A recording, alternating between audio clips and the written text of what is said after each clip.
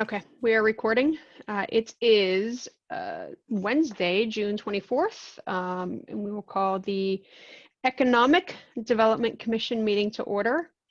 We have myself, Renee Deli, Michael Toole, Denise Luciano, and Mike Massini on for the EDC. Laura Parker and Sandy Olerhead and Anthony Kalatichek will be joining us later this evening.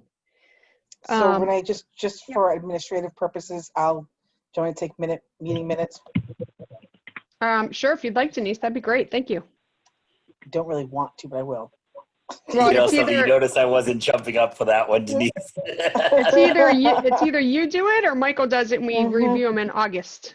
I'll do it. Jeez, I mean, I'm thinking September.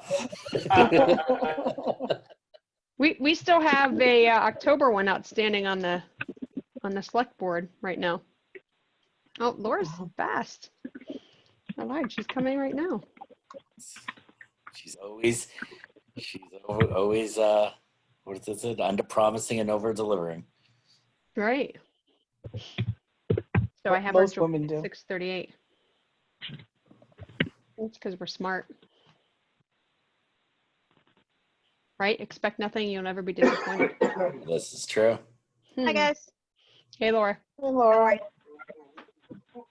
We just got started. Oh, good. All right. Yeah, I took my call on the ride home, so I actually could get here and look at meeting materials because I thought this was actually the more important meeting excellent. to actually see things. You say that to all the town committees. I do. Right. No, this is competing with actual work, so. Right. What, you mean your volunteer job that you do probably at least, I say, and that's probably underscoring it, but at least half of the time is, competing? I'm not sure half, but there have been weeks where it has been half, but it's not normal, but it's a lot. Yeah. So, It has congratulations, Mr. Selectman. Thank you very Our much. Mr. Select Board member. Yeah, there you go. Have you been sworn in? I have been sworn in. I just I have to just turn in tomorrow. Okay. Nick, is it too late to ask for a recount? They've tried 6 times, Mike, already. It's just, it's thank God for the pandemic and town hall being closed. Can't do it. It's over 50. Congratulations. Who else was sworn in, or who else was voted in? Was that the only seat? Walter Eichel was also sworn in as the new moderator. Gotcha. Yeah. Good day. Well, Okay, you guys ready to nice go? job. Yes. Thank you. You haven't even called us to order yet? No, I have. I had the mark Okay. you was coming in late. Okay. I'm here. Make sure this is not reflected in the meeting minutes. Yes. Right. Of course, I don't. Did Renee, I you say what can- time it was? Was it 6:36? You said 6:38. Yeah, that she came in. So we must have called the session at 6:37. So I'm having a small issue. For some reason, my Word is frozen and it won't open a document. Renee gave you a bug. I mean, I gave you a book. Technical difficulties. Look at, sorry, technical difficulties. Technical difficulties. I'm going to share my screen, Denise. All right. So Not a book, a bug. I better not have given you a bug. You better not have, especially in risk management. That's like grounds for dismissal right there. I know. Okay, can you guys see at least, hopefully, just my Town of Norton request for information? Yes. Do you see Yeah. anything else? No. No. Okay, I have a bunch of stuff up on my screen. That's why. That's a loaded question. I What know. else? What else do you want to show us? You're funny. You guys are funny. I'm trying to make, hold on, I'm trying to make this big so I can see if anybody else joins. Okay, I got you on my screen. Okay, so let's jump in. I'm gonna, if you guys don't mind, we have new business interests. I have a couple updates there, but can we put it to after this particular topic? Because I'd like to get through this only because the select board meeting tomorrow is dependent upon a couple, well, the meeting itself is not dependent upon it, but these items are dependent upon the select board voting tomorrow. So I just like to make sure that we get them through our queue so that we can get them to the select board. Are you fine with that? Just skipping to the marijuana bylaw info? No problem. Okay. So I have the application process up on the screen and have comments back from KP Law. I had a conversation with Amy Questle. I think that's how you pronounce her last name. I might be butchering it. She is actually the person who sits with our planning board. So she's very familiar with Norton, very familiar with the planning board, and the obviously the projects that come before it. Who has a bird in the background? Or a tea kettle whistling. That's my daughter, sorry. Oh, is it really? Yep. That's funny. I'll put you guys on mute, sorry. No, you're okay, Mike. She's high pitched, man. I feel for you. Mm-hmm. Welcome to my world. Yeah. I really did think it was a bird. Okay. Anyway, so I talked to her not only on the questions that we had, but just in general about the process, right? So I'll kind of start from the top of my notes. So one of the things that the planning board had mentioned throughout this document, if you remember, the comments were in respect to, you know, the like under number 4, the plan for positive community impacts, that these are also items that the planning board asks for. It's part of the special permit and site plan review. And she had indicated that it is acceptable to have this information in the application process as well, and that the HCA will also address some of the same issues and concerns. She said too, she's like, it doesn't matter that both the application process and the planning board will ask for the requirements. She's like, because the one thing the select board, when we make a recommendation, they may want to actually see the documentation. So if we don't collect it, right, they'd have to wait for the special permit process, or we'd have to wait separately to get the information and then make a decision from there. So that was one item. She said that it's perfectly fine for us to have that. I'm going to scroll back into up to item number 3, the management and operations profile. The highlighted section, demonstration of a marijuana retailer's ability to obtain a liability insurance policy. So what she said here is that, I'm just going to read her comment, essentially that if a company hasn't secured a lease, without that lease, they probably wouldn't have secured insurance over that location either. They should be able to obtain the insurance over the company. Actually, I should say over the location, as they have to be legally created in order to apply. So it's up to us if we want to keep this in here. I'm thinking, you know, I know one of the things that we've talked about is we don't want to force people, you know, certainly if they can enter into an engagement where they don't have to have a high level investment from a financial perspective, but they still have agreed, you know, with site control or what's the wording that we use? Like just the, I can't remember the wording. I'll have to go back up and look, but essentially I don't want to put any sort of requirement in here that forces them to spend money if they don't have to, because we're asking for a liability insurance policy. So Renee, I remember our discussion on this, and we actually brought that point up before, and I'm not sure why this, because that subject came up before. This is a proposal for them. I'm forgetting what they call it. It's not a binder. It's there's a name for it before you actually write the policy. That they're willing to back you on the policy. Do you know what I'm talking about? Yeah, it's either a quote or a non-binding indication. Thank you. That's the word. That was what I was looking for. Which means that they're willing to insure them, and it's proof that they're willing to have insurance, but it's not an insurance policy yet. Right. I mean, the question is is that something that we want to know as part of the RFI process or not? Right, because we put on here, check with the CC, see if it's a requirement. I don't know that. I think we were, sorry. Is it anywhere else? Where else do we have? We have this in the HCA as well as we have this in the. We don't have anything, I don't think, about liability insurance in the HCA that I remember. So I'm thinking, does it have anything to do with the fact that would some places not be able to get insurance because of the type of lease it is or something like that? Because it's marijuana, you mean? Yeah. Not even that. I just think there may be potentially something in that person's background that may affect them having the ability. So my question, Renee, I don't know what happened, but the screen's gone.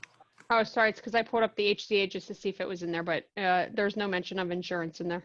Okay, so I Sorry. think the question says check with CCC if this is a requirement. I think the intent of that question was, does the CCC require it in order to get their license? Right. And And then if if so- they do, I think we were going to keep it in, right? If they do, I was actually okay with it coming out, because if they need it for the CCC license, it doesn't matter. If they can't get it, then they're dead in the water. Might as well stop the process. Right. And I agree with Laura. If it's in the CCC process, I'm okay removing it because they can't get a license without it. So the safeguard's there. But if it's not in the CCC license and it's not that, they should have liability insurance at some point. I do believe anyone getting a license should have liability insurance. Hold on, I'm going to search just real quick. There are 14 occurrences of liability in the, at least in the regulation. So under management and operations profile, it says number 6, a description of the marijuana establishment's plan to obtain a liability insurance policy or otherwise meet the requirements of 935 CMR 500. So it is in the CCC. And I'm comfortable removing it. Same. Okay, I'm going to take it out. Hold on one sec.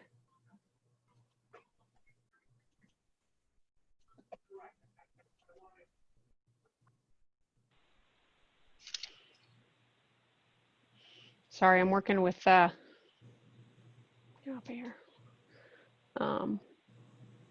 Without my keyboard. Oh, my keyboard directly in front of me. Sorry. Okay. So I don't think, is there any more discussion on the items that essentially overlap with the planning board? Are there any questions on that? No, I think they should stay. Okay. And we'll talk about that. Let me just, I'm just going to delete these comments.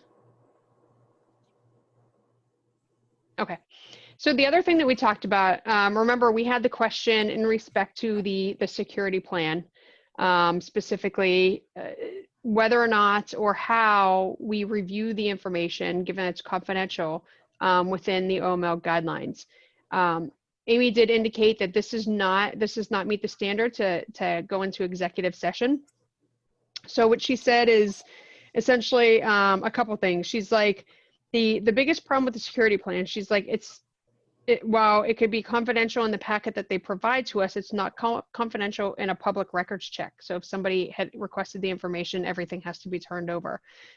She said her advice is really case by case. If companies reject to provide this because confidentiality issues, we shouldn't ask for it. She said the town doesn't need to approve the plan, but we can approve measures like security measures. So saying, you know, how many persons on site, cameras that you have to have, or any other security controls. What she did say is we can also put in here or consider to avoid the OML confidentiality issue is to coordinate with the town manager and the director of economic planning. And then what would happen essentially is that they would agree that they could submit or they would review the plan with or without the police chief, depending upon, you know, what the direction was. But she said also that they could agree that the applicant would submit a redacted plan too. So those are options for us. You know, my only concern, given that there are options, is when we're looking at this, you know, in a year, is anybody going to remember that information? So my preference would be to change the text a bit so that we either include that in there or, you know, we cite as an alternate that, or an alternate procedure that the town manager and the director of planning would review the materials outside of the subcommittee. I think, would it be the town manager or would it be the chief of police? It would be the town manager, and she said because sometimes the local police don't want to actually review these. So they would do a site visit later on based on the security in place, but in a lot of cases, they don't want to opine on whether or not somebody's security plan or procedures. Yeah, I mean, if they shared that on public record, I would doubt if they could even get bonded, right? I mean, you got Wells Fargo people picking up cash. I think it would be a risk to the company. So, I mean, I think a redacted, any plan of just outside the planning board and the town manager. I mean, the planning director and the town manager would probably be appropriate. So she said it's fine with this information because we do say in here, anything not redacted would be open for public inspection. But again, I don't know about that second sentence if we want to keep it in there. Right, because if it becomes a review process, again, it's subject to open meeting law. Yeah. Yeah. Yeah, I was gonna say, I don't know if we've got a way of really protecting it. But that's Right. just keep the percentage, and that's it. Yeah, and we don't want the liability of saying we're going to treat it as confidential and then having it get out. And Right. Well, I mean, with the way we have this written, there is no liability because we're telling them it could be open for public inspection. Right. I don't think that it's fair. I mean, if I were in that position, the last thing I'd want to give is my open security plan. yeah, but it does say it will be treated as confidential by the town. That To the means, extent permitted. right, permitted. It says nothing to do with just somebody being lazy and leaving it on a printer or passing a file around. That's what I'm more concerned about in terms of what we are warranting we will do. Because that is out of our control. Well, again, we could change the text or we can just take it out. I mean, we could say, we can put in here just to give us,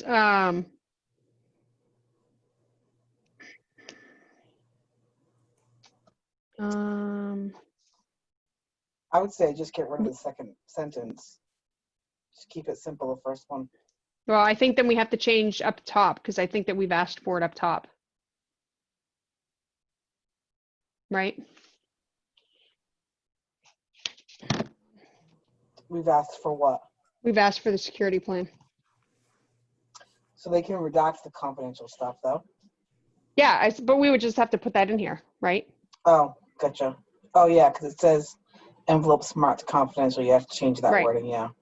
Yeah. I mean, we can say, I think all we have to do is put redacted. We could say, envelope clearly marked marijuana retail establishment, RFI, information regarding security and any other information considered proprietary shall be redacted. Yep. And sealed in an inner envelope marked confidential. Want to do that? I would just end it at redacted. Because we don't have the controls in place to ensure that it's Kept confidential. Well, I mean, that Yeah. happens though. Like they get RFIs that they can't open, right? Until a certain time. So I mean, that's part of the process. But I'm fine at leaving it there. okay.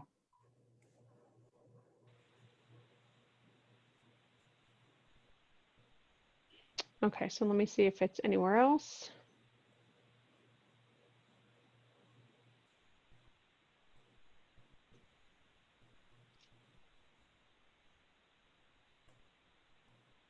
Do you want me to put redacted on here too? Or is it already clear up top by saying redacted? Clear. Okay. How do we want to handle this sentence? I think it's probably take out the separate envelope and leave it as is. Because if they do give us something that's not redacted, we still need to treat it as confidential information. Yeah, Only I if mean, we I think tell the them we're envelope going is to. a false sense of security. It's not a false sense of security. We're saying that to the extent permitted by Massachusetts law. Right, Right. but we are telling them we will hold it, keep it confidential. Right. I just, if you want something confidential, I want to tell them to redact it. Well, we have already done that, but if they provide it to us and it's not redacted, we still have a responsibility to say we're going to keep it confidential to the extent that we can, right? If somebody requests it based on the law, they can get it. How about we make it subject to a does the town enter into non-disclosure agreements or confidentiality agreements? No, I wouldn't put that in this. No. I'm trying to give them an option of a way of getting it to us. That Again, Yeah. it's never going to come to us because we are going to be looking at this in open meeting, right? what do you So mean? It's never coming to us. It's never coming to the IDC. It's never coming to the subcommittee. If it's not redacted, it's not coming to the subcommittee at all. You see what I mean? That's why I said the option is that they can provide the confidential information, Yeah. and the process is that the town manager and the planning director review it and then provide us with their opinion on if the controls in place are adequate. So is that what they do for RFIs for other projects? And I'm asking this only because if you make a special process for this particular RFI, just gives you room for error. Like Well, no. if they don't pull it out and they give it to us. So the issue, Denise, is that other processes involve town employees. They don't involve a committee that's subject to open meeting law. That's the difference. So from a process perspective, right, it is a bit different because we've formed a committee that has these requirements that typically the heads of the departments do not have to operate. So if we said, for example, the committee had 2 EDC members, whatever, a select board, and then the other people, right? You still might be subject to it in that regard, but you don't have quorum. Well, Right. So there could if be you've a difference. established a committee, Then it's subject to open meeting. it's Yeah. a multiple member body. Right. So that's the difference here, Denise. So to answer your question, yes, it's a different process, but because of the establishment of the public body, it has to be a different process. So let's just assume a couple of these get through, they don't get culled out. The confidential information doesn't get culled out before it gets sent along. That it gets sent to us, is that what you said? Yeah. I mean, that's the whole point. Like she said, this is good language to have in there to say, yes, we'll do our best. But if somebody requests it, we have to follow the letter of the law. If somebody requests what? If somebody requests the information, if somebody were to file a public records request, confidentiality is out the window. I think we should just say, don't give us any confidential information, redact any confidential information, and leave it at that. I don't think we should be committing, because treating something as confidential puts a certain onus on us to handle it in a particular way, which I don't know that we can do in this form. No, we cannot. We the EDC cannot. Right. Mike and Paul can. So do we want to just exclude this second line and just leave it as all information contained in submittals and not redacted as above may be open for public inspection? Yep.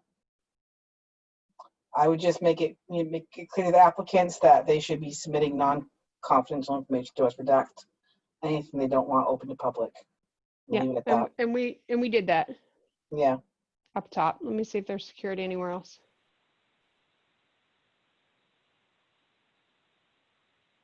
Do you feel we need to put redacted here because we didn't anywhere else? Respondent has presented high quality and comprehensive security plans. No, not needed there. Okay, so then that's it. It's up top. Let me get back down to where, oh, I took it out. I gotta find that break in the page. Here it is.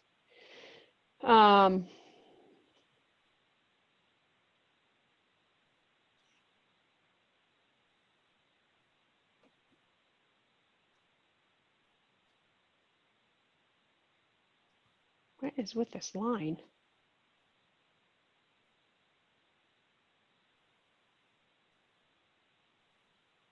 That is the weirdest thing. I've never seen that before.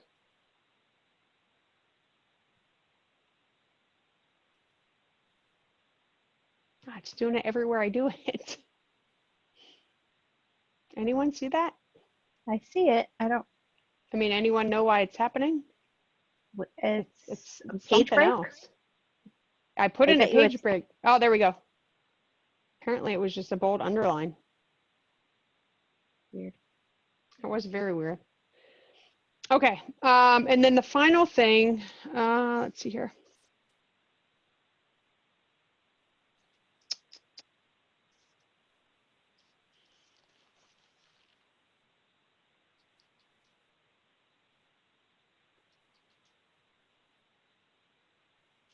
Okay, the final thing was, at least on the comments, in respect to the how we would measure that the proposal integrates into the overall goals of the town. And so that was Paul's comment. We put a comment back on this from our meeting, I think, that it's based upon the review process and the opinions of the subcommittee members, leveraging information available in the current environment. So I think that goes kind of, it speaks to what I would say is, for lack of a better term, oversaturation, or if we feel that there are retailers that are too close or whatever it might be, right? Like I think that those are going to weigh in into the overall decision based on us not specifically looking at the applicant, but looking at the details around it, from locations to, you know, what happened or what we may hear in respect to opinions in forums or discussions we have, or any sort of resident feedback during our reviews. So she didn't see any issue with that. I kept it in there just for our discussion, and just wanted to mention it to see if anyone had any questions or wanted to reword that. Good? No changes on that? Okay, I'll just delete the comment. Okay, so a couple other things that she had said.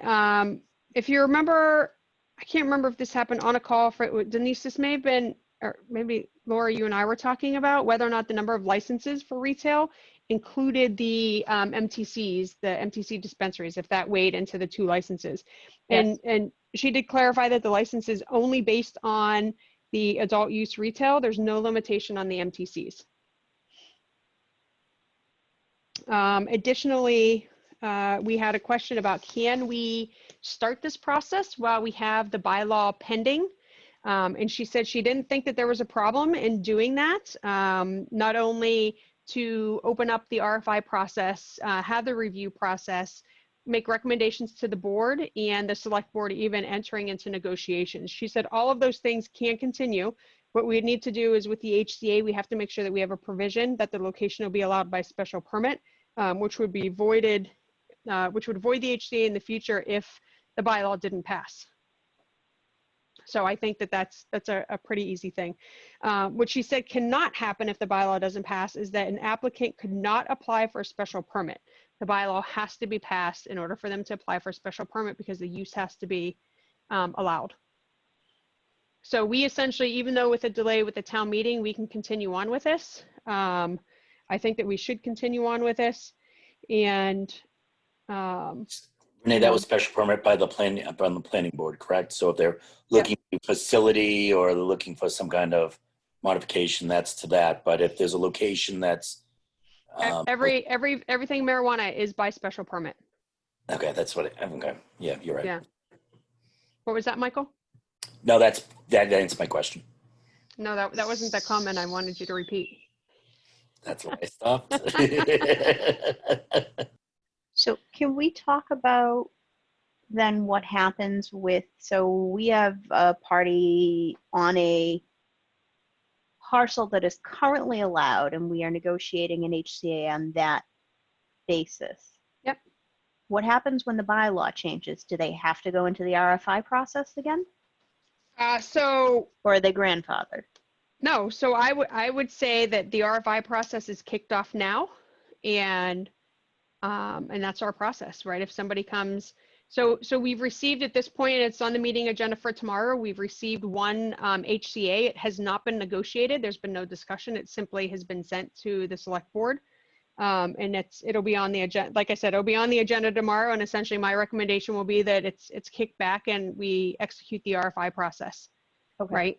Good. The other thing that she indicated as well when we talked about this, she said, you know, the HCA is a negotiation and you don't want to have the negotiation again in open meeting with the select board. So her recommendation, and what typically happens, is that there's one select board member to make changes, work with the town manager on the negotiation of the HCA, and then that goes to the select board. So it's essentially already negotiated on behalf of the town, and then it goes to the select board for approval. So, but she said, you know, similar to the RFI process with the security stuff, like it can't go into executive session. There's no coverage for that. So you work with one member of the board who can make decisions on it, the person who's most familiar with it, et cetera.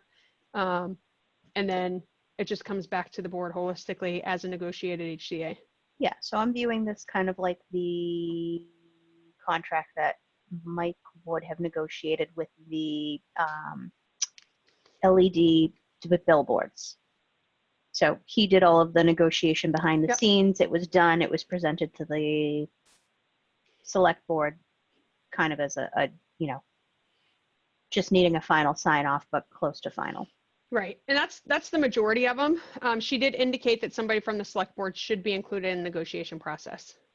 Okay. Again, because we're not going to be negotiating in open session.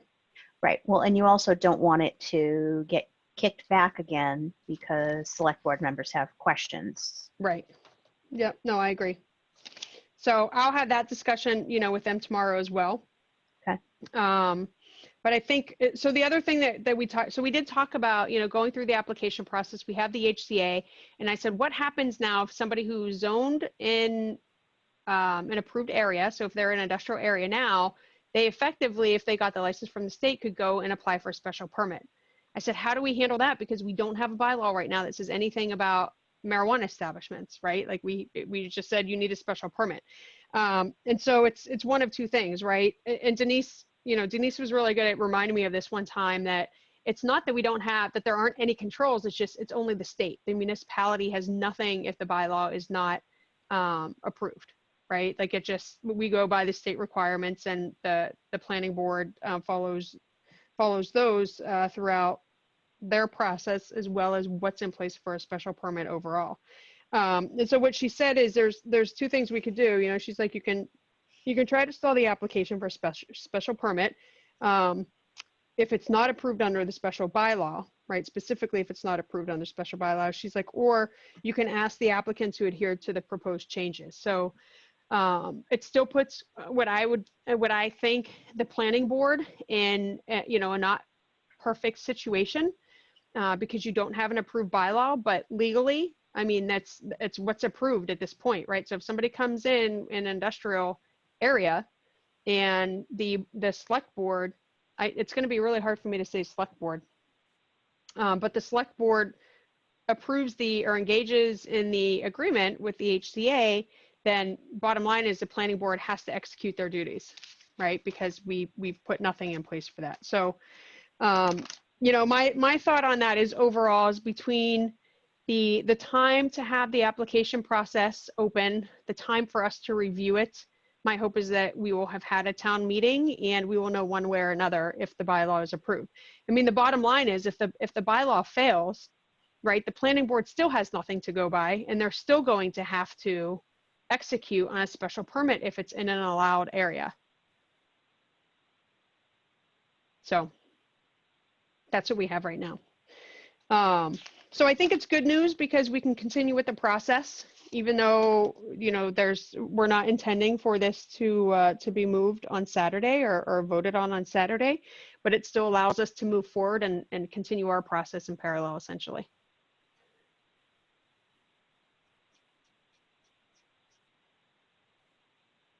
I want to save this, hold on. So what I'd like to talk about quickly is what do we think of for a timeline?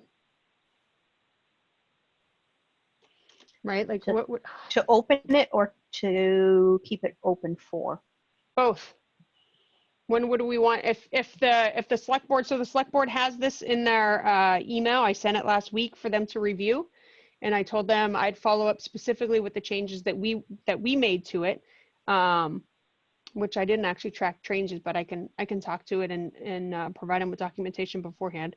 But essentially, you know, my hope is that it's voted on tomorrow, that they approve the process tomorrow, and we move forward. So what I would say is let's provide some dates on when we expect to, upon their approval, when we would expect to open up the application process, and then when it would be closed and the review process with the subcommittee would begin.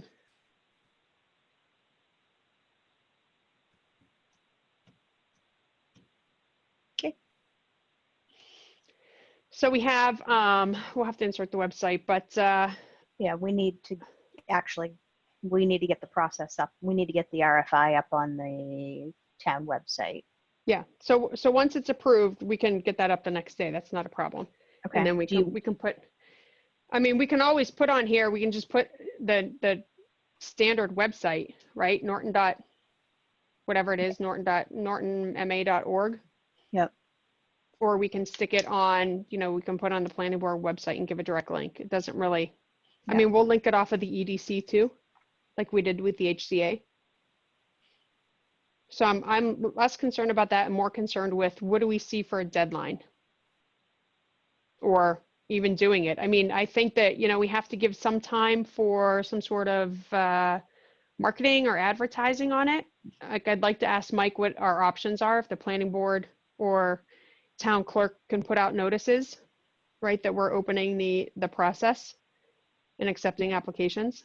I would talk to, what's her name, Amy? We may have a requirement where we've got some sort of posting requirement in the paper. I don't know. I'll ask her. If we're making it a, And if it's a request for information or proposal. Well, if that's the case, Mike's going to know that process, so we can always follow that process. I was just going to say, Mike should have a standardized process that he uses for these all the time. Yeah. I would just keep it the same. And then I would expect that the list that we have of people who have at some point contacted us, that, you know, we send an email notification to them too and put it out on our, at least the EDC site. Speaking of, remind me for Facebook, somebody needs to update that. I was going to, but I had a question. So I tried to do it this afternoon and I couldn't find a picture of the stupid ballot to know whether we were question number 1 or number 2, because on the official result, all it says is question 1, question 2, and that is so fucking useful. Did you just? Yes, I did. I'm pretty no sure. No context. There's no ballot on the town website. Hold on, all hold it on. says Yeah, is hold on a minute. question I've 1, got the ballot. question 2. We got the simple ballot. Hold on a minute. Yeah. I have it. I have it in my selectmen stuff because we had to approve the language. I think it was 2, but let me check. I've got it here. I think it was 2, but I wasn't positive. Does it matter, Laura? Can we just say it was approved at the April, whatever, April? Yeah, I was gonna, June 20th? you know, pump us up and, you know, overwhelming majority vote. And then I got annoyed that I couldn't tell what the difference between question 1 and question 2 in the official results were. So the best was somebody posting like, who would Yeah. vote no? I mean, why? It was, hold on one second. they hate change. It was officially question town approval amendment of town meeting ordinance. Hi, everyone. Hey, Anthony. Hey, Anthony, how are you? How are you? Good, good, good. I'm sorry, I can't even see it. Hold on one second. Hold on, I'm looking through my stuff too. I might have to, Like 1 million people posted a picture of the ballot on election day. Do you think I could find like a single post? it was Bonnie. mailed to us. Did anyone keep the thing that was mailed? Because we all had to receive notice of it. Did anyone keep it or did we pitch it? Hold on, I have it. Let me go. It's I have it in question, my it's other folder. absolutely, I'm looking at it right now. It's question 2. I can send it to you. Okay, that's all. I just wanted to know what the actual numbers were. And I was going to change it this afternoon and I tried to change it. It's funny. I thought you got had derailed. I thought you guys had already requested because yesterday I tried to change it. And I Well, couldn't. I also had a question as to whether we could do it now or we had to wait for the bylaw to officially be amended, but I don't think it really matters for No. purposes of, or at least our Facebook page. I don't think it Yeah. matters. So that's on my list to do. I'll do that tomorrow. Okay. I updated the And agenda. I'll just do a quick little blurb saying, we're Okay. officially. Excellent. That was part of my new business thing, but it really didn't fit in new business. Yeah. Okay. So let's think about dates, right? So we have this RFI process. I'm assuming 2 weeks to get things kind of in order. From tomorrow, you mean? Yeah, 2 weeks from tomorrow, assuming it's approved. Yep. Which would take us to July 9th. Did we talk about opening it for 3 weeks? I think we were talking closer to 4 to 6 weeks. I thought it was 4 to 6 weeks, not 3. I could even go as long as, I think 45 days is a reasonable compromise between 1 month and 2. That seems awfully long. For what we're asking them to collect, not at all. Well, personally, For an If you're- initial one, 45 days seems reasonable. You know, if we have to open it back up again, we can make it a shorter process. I'm going to look at the RFI or RFQ stuff that we have. Okay. We should probably put the process PowerPoint flow chart on along with the RFI. Kind of walk people along it. Although we should also put something on the website prefacing that, you know, right now this is contingent upon town meeting approval of the bylaw change. Renee, is there going to be any discussion about the public forum and that one component on cultivation / manufacturing? Later, yes. Okay. So Laura, I don't necessarily think that we need to put the process in there because I think we outlined it here saying the application process is going to happen and then upon completion of the evaluation process, we'll present our findings to the select board. Well, I guess here's my question. So within the IDC page on the Norton website, are you going to have a separate window for the RFI process? Because I think it would go within that. So I don't think you it know needs how to be the part of, oh God, who the hell's calling me? Sorry. I don't think it needs to be part of the RFI package, but I think anybody who's looking at, even townspeople looking for information as to exactly what happens through the process, it would be useful to have there. yeah, I think we could put it up overall if we wanted to. Like right now, if you go onto the town website and you click on the EDC, right? You have 2 bump outs. One's with our mission statement, the other one's with the HCA. I would expect the third one would be the RFI, marijuana retailer RFI process. And I think that should go to a different, or a sub page within that page, where we can have specifically, most towns have the marijuana stuff kind of isolated. Right, but I think the- that's with the planning board, or with the planning department, I'm sorry. So, you know, like when you go under departments and you go into the planning and economic development, they have the item there for marijuana overlay district. Right. I would put that stuff there. I would let it run off of the planning page versus the EDC. I think the document can be there, but I think the explanation is more on their page.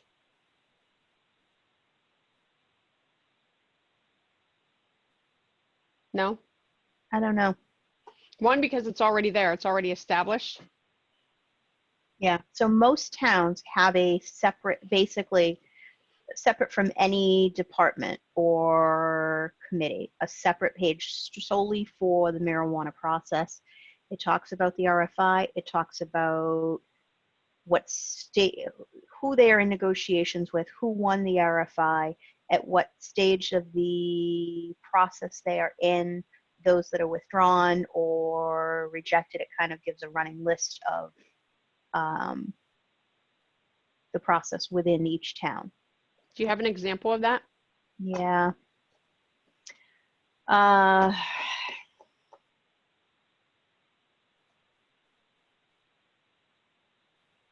Give me a minute, I'll find one. Okay. Off the top of my head now. When I was doing them, I had them all open, and I killed that browser.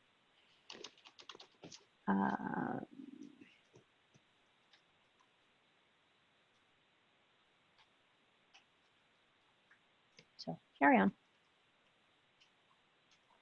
I was going to see if I could find something as well. Yeah, some. What do we have? Nadex? Was that our?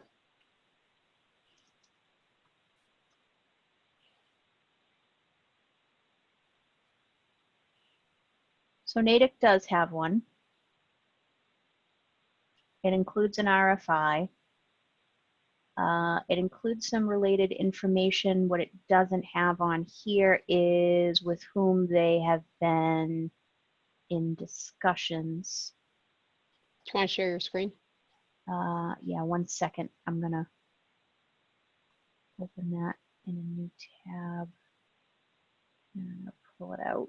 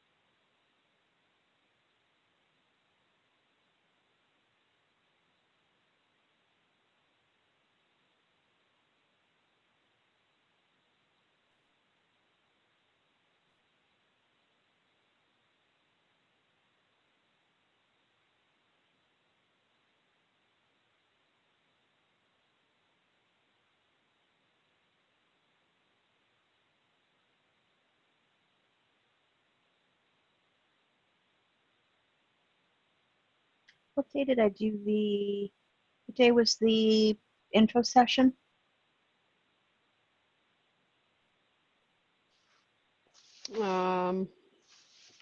Last week, 17th, 17th. maybe? No, you're right. 18 is the first, okay.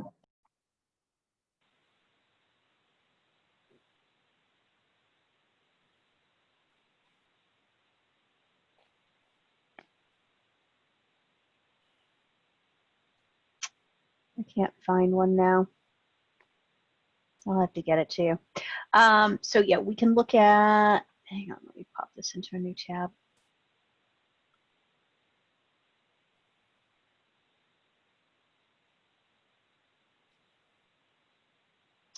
So Nadex is under, looks like EDCs. And they've got related documents, but okay, so, sorry, I don't want to hold people up. Where'd you go, Renee? What? Where are you? I was eating a cookie. I could hear you. Well, I you're gonna muted share. myself, but then you asked a question. Are you trying right. to figure out where the RFI is going to go? Because I think there's a specific drop down on the town website where RFIs and RFPs usually come or go. Wait, yeah, it's Yeah, we under don't- bids on the far right. That's Yeah. that's no man's land. We don't want to put it there. Nobody will ever find it. All right, Well, you're we gonna can share your link to it. screen I with mean, me? you should have the ability to share. No, host disabled participant screen sharing. Try that again. All right. So I think, Laura, what will happen is the RFI will go under that link because that's the established process. And then from there, we would link to that from the other sites, All right. right? So a few of the sites at the towns that I looked at, this was kind of talked a little bit about the vote, the RFI process.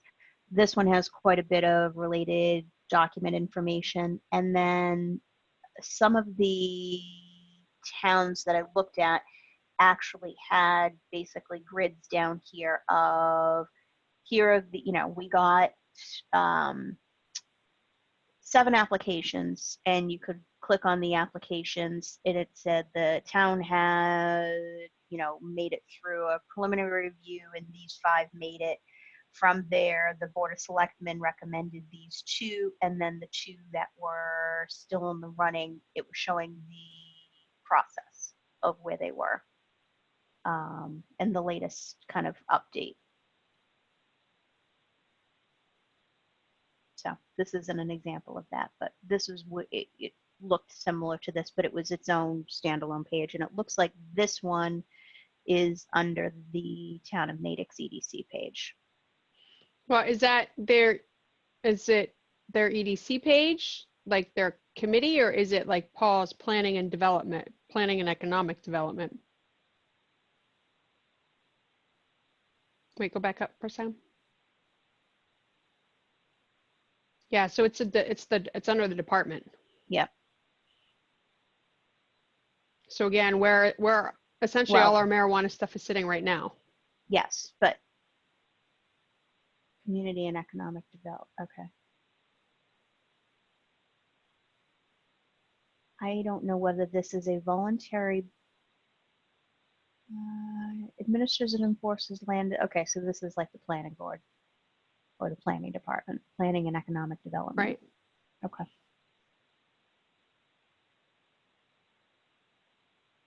What is bacon? What's bacon-free library? What's a bacon-free library? Can't have bacon I there? don't know, but I did not want to go there. I don't either. I'm assuming that it was a gentleman named Bacon, and it is a free library who donated. It's interesting. Yeah. Okay. I cannot find a good example. I went into my history, and I cannot find the towns that had a very nice. So I'm going to stop sharing. I'll keep looking. If I find it, I will let you know. I think that one's pretty clean. Like it says, this is what we have. Like we can have, this is what we have. This is what we're proposing. Here are the maps. Here's the RFI. Right. Here's the bylaw. Yeah. Okay. So this one. So Natick did original submission deadline. Actually, was May 4th. They extended it out to June 8th, but I don't know when it went into. Let me check me. So Natick. Can I make a suggestion, guys? Sure. I believe the city of Newton has it all laid out like that, and they even have the applicants that have submitted and what the board's recommendations were. All right, hang on, I'll pull that up. Thank you. No problem.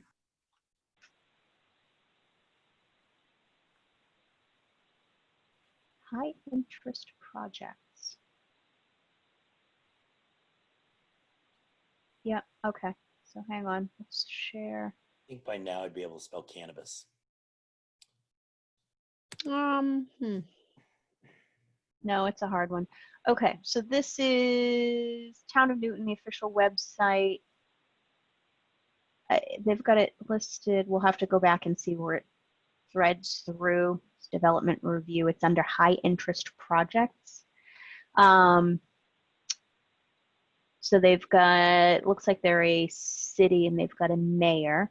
So they've got April 29th, HCAs were granted to these parties. They show whether they were advisory group recommendation, the executed HCA. A little bit further in the process, I don't know how many they are limited to, but it clearly is more than us.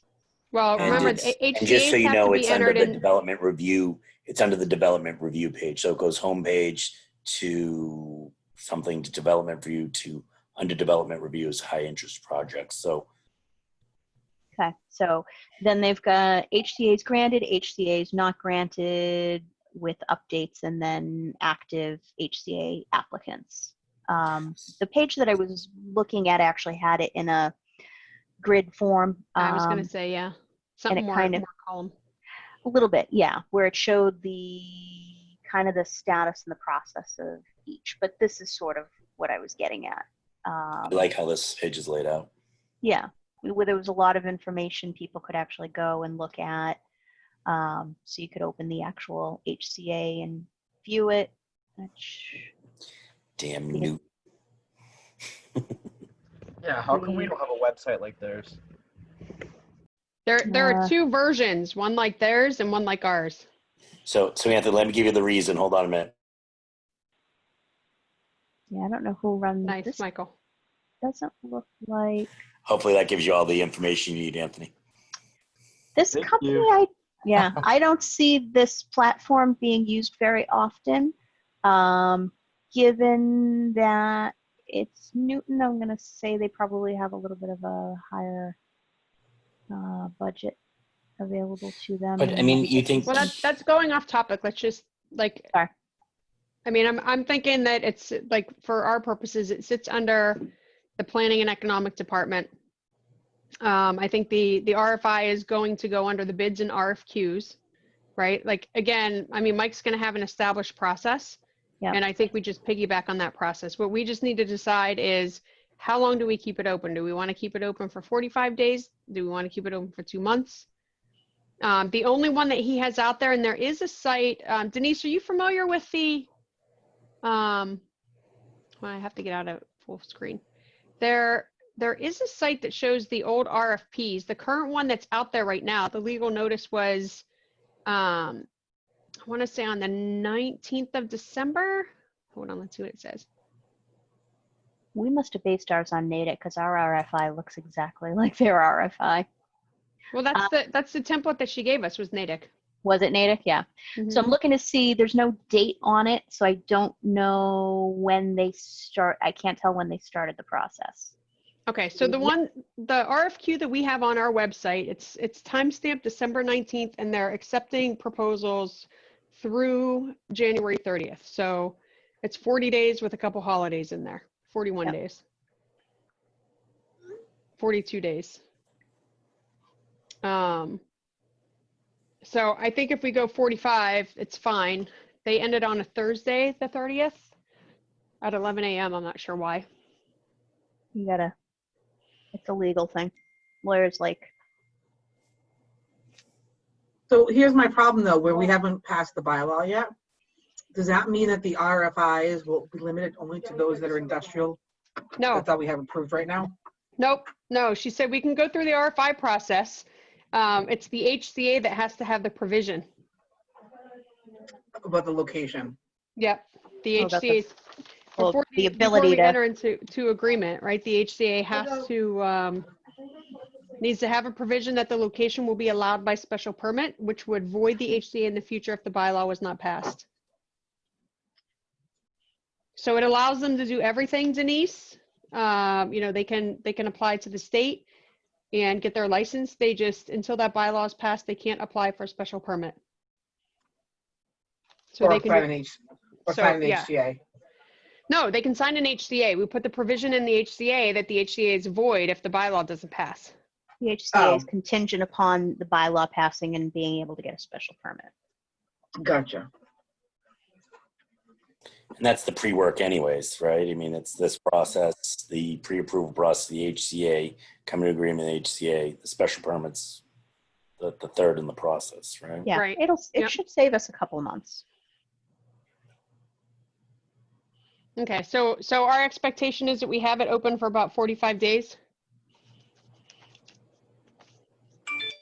Yeah. Okay.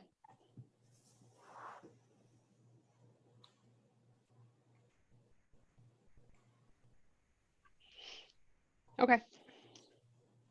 Any other changes to the document? I don't think so, but So Renee, when are you looking to propose to open this process? well, that'll depend on what Mike says, right? On when we post it, and then, I mean, it's, you know, we're going to say once we post it, we're going to say then within 45 days, right? That we'll accept applications for 45 days, whatever that date might be. And the select board needs to approve this process hopefully tomorrow, correct? Yes. Then we need time to get the page set out and signed off on. So arguably, I'm really not worried about the page being set up. I'm worried about the RFI being online, right? That the page is an extra added bonus. I mean, we can set that thing up during the 45 days while we're accepting applications. Okay.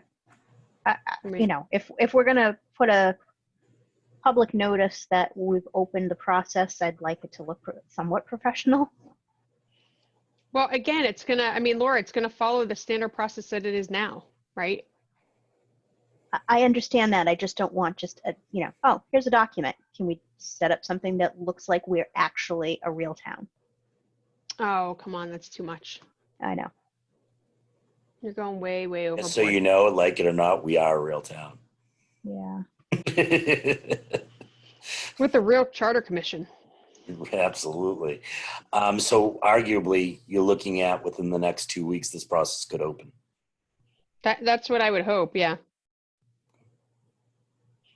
So again, Laura, like I see off of planning and economic development into the marijuana overlay, and we can change the marijuana overlay to read something else.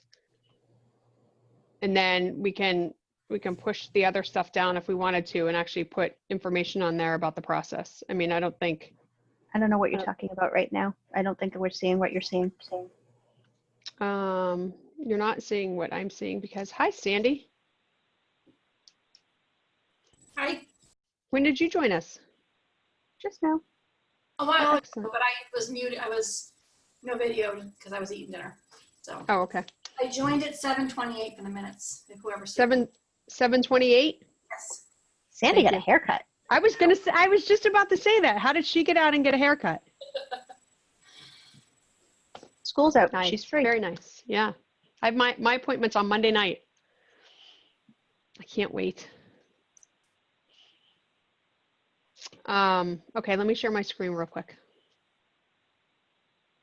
Oh, I was about to share this particular. I think this is it. Okay, can you see the Norton page? Yes. Okay, so like Denise was saying, right, the bids RFPs, like the landing page is always here for whatever project is going on. And then that's where the information would be attached, both the notice, if there is a notice, and then the RFI. Under the planning and economic development page is the marijuana overlay district. And this is what I said, we could probably have them Rename it. change it. Yeah, just change the name. And what I would do is just add in information here, right? So then below it, it has all the overlay information. I mean, we can tweak this a bit, right? The maps are right there. The warrant language, I don't know why. Oh, she took it off. Oh no, I don't know why we haven't updated overlay maps. I would rather just get that up here. So I'll have to ask about that, why it's separate. I would actually have them just create a tab that says like marijuana businesses and then put the marijuana overlay district, the host community agreement. Like you can put them all under the same. Yeah. Do you know what I mean? Yeah, so couldn't we just rename this and do that? What I'm saying is like have one click here, but then have like a drop down where then the host community agreement falls under it. Okay, I gotcha. Right now, So- the host community is a separate click It is. thing, you know what I mean? Yeah. Yeah, it's up above. Because I think, again, it's just going back to the, like, I think we're all going back to the same spot. Yeah, so I don't know if On there's a the way, HCA. they must be able to like do it so there's a drop down, like when you click on it, just call it like marijuana businesses and then have a drop down and have those under it. So then Yeah. you can have a separate tab for each one of them. You know, it's interesting. This doesn't call out to the right like the other ones do, right? So this one does. Yeah, yeah. But I don't think on the page it doesn't seem Well, to I have don't that think any of the option. things, that they have on here have anything. Like I think you need to set it up for that, but these currently are not set up to have anything to drop down Yeah. from it. Yeah, Okay. I'm not. I don't remember. I don't think we have anything currently that does that. Not from here. No, I'm trying to think of even when. No.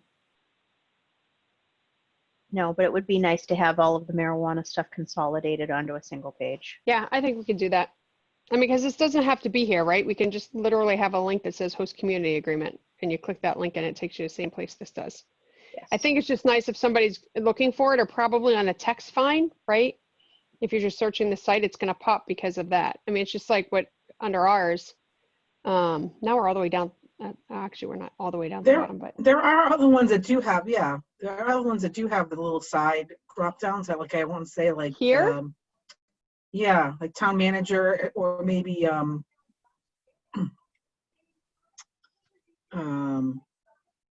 town clerk. Yeah, see? like this. Yeah. I gotcha. Just that you That's just what I'm expand talking it. about. Okay, Yeah. that's what I'm talking about, Willis. Name the show. I can't remember now, but I know what it is, but I can't remember what it's called. Moving on It's up. different. Oh, no. It's Different different strokes. strokes. And Different it's strokes. what you talking about, Willis? If we're gonna start Yeah. quoting them, No, get no. it right. No, I'm not quoting. I'm paraphrasing. It's just like when you say a word and I can put it to music, but it's not actually the song. That's the Okay. best way I've ever heard someone say they got a quote wrong. No, it's not a quote. I'm paraphrasing. It's like I said, when I break out into tune, it's not. I'm not quoting specifically. I'm putting what you said to tune. It's the same. Hey, did you get it from the Willis thing, Laura, or not? That's the bottom line. So just to Right? kind of bring some finality to this, we're going to put it under the Economic Development Commission. We're going to No, consolidate. nope. We're gonna put it under the planning board, or I mean the Okay. planning and economic. What is this department called? Planning and Economic Development. That's where it's going to go. It'll be linked from the EDC to that page. Okay. And we'll have all the different information that we have, try to consolidate everything together. Something like that, yep. Now who's taking this on? None of us have access to the site, right? Do we have to So go No, who's- we just need to Who do give we them need to speak ideas. to? Who do we need to speak to? We need to, I'll talk to Paul Charlie. first. Yeah, but I'm gonna talk to Paul first because it's going on his site, so. Let's just be Okay. and step with him. And Nicole, I can probably work directly with Nicole and she can work with Charlene to get it. I think Nicole does most of their stuff. I think Nicole put like all the other stuff up there. The one that you showed us before where the different size stuff and the fonts that are just so crazily large that are necessarily crazy large. I think she has some And the link access to the new permissions. zoning maps that don't go to the new zoning Yeah. maps. So yeah. What links do not go to the new zoning maps? They know there are two links. You show the map and then below you say new zoning maps. Where it Right. says click here. Right. So here's the thing is the public notice was already out. So that's why I said I need to find out if it needs to sit like this or not, because the public notice went out with this information and then we updated the maps. So it may be like this intentionally. I need to find out. But we can certainly add on to this, and whoever does it, I mean, I'll talk to Paul to make sure that they're fine with it going here, and then we can give them essentially a set of requirements on what we want to see. Right. I mean, yeah, I think if we just actually lay it out, and draw it out and then say, this is what we're looking to do. You can actually literally put it in Word and have them copy and paste it in. Correct. Okay, so who's So- the you that you're talking about, Laura? Because if I can tell you, I don't have time to put something in Word. I can get on a call with somebody and explain to them what we want, but I do not have time. You're going to do that, Michael? Are you going to do it within the next week? I will do it within the next week. Okay. Sandy, I'm not saying, I know you're laughing, but right, if we're looking to put this out there, we got to give them some lead time. Michael, You know I something, volunteer- that's a fear. I mean, you know something, don't ever give me an assignment and not tell me when it's due, because I'll just take, if you don't tell me when it's due, I'll take my time and I'll tell you when it's due when I give it to you. Michael, I will volunteer to proofread it for you. That's fair.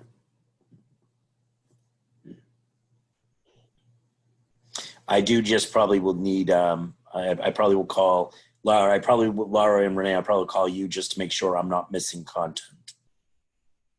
Missing what? Content. That sounded weird. I know, we're just going to move on from that. I don't Okay. know what you thought I said. What are you calling me?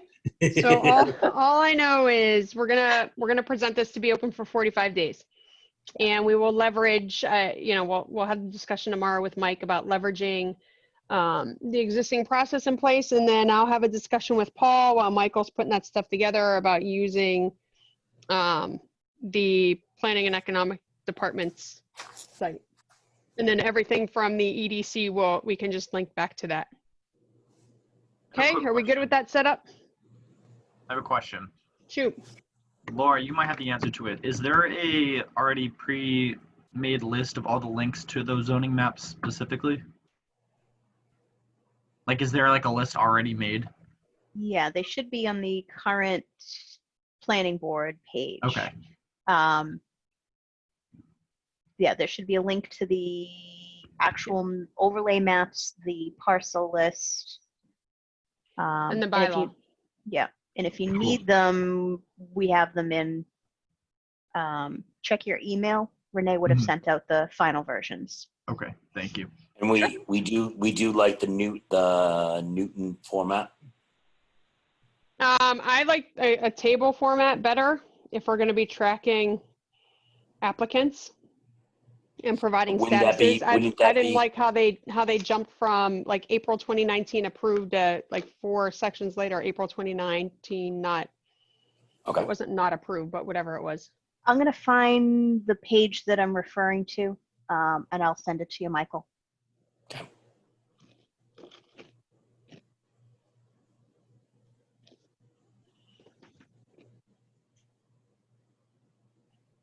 Renee's eating cookies again.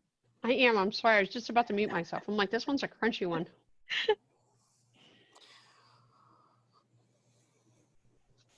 Sorry.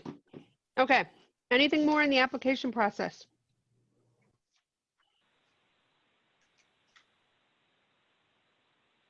Okay. Silence is golden. Silence is acceptance.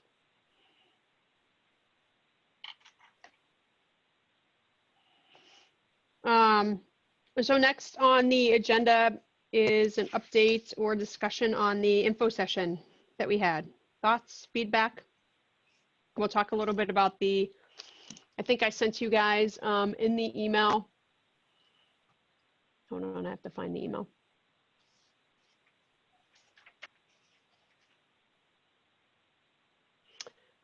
It is actually the email I sent you has the questions that came up during the session in respect to the cultivator manufacturer. And then I also included a PDF of the email that I got separately from Maureen, so we can talk about both of those. But if we want to first just talk about, in general, how we thought the info session was, any feedback you have.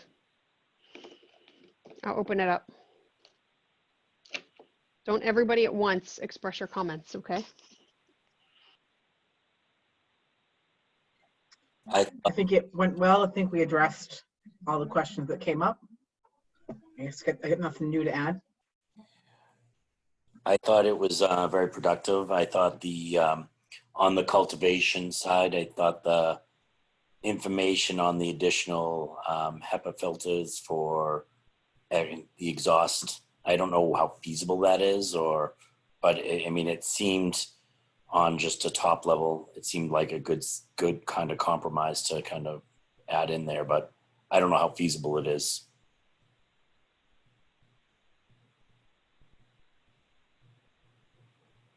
For odor mitigation, I'm speaking of.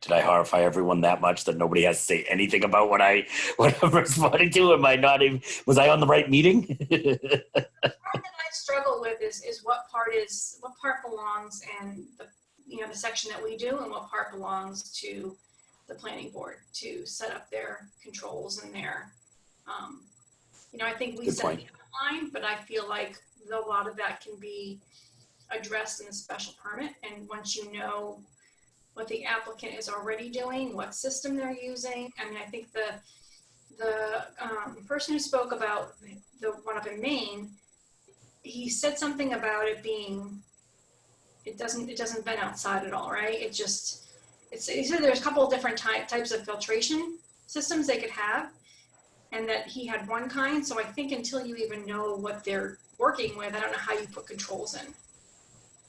Well, so something that Amy said when I talked to her separately, she said, and again, I mean, she sits on with our planning board, so she's our advisor during this entire process. And she said, this is one of the things where she would certainly weigh in on.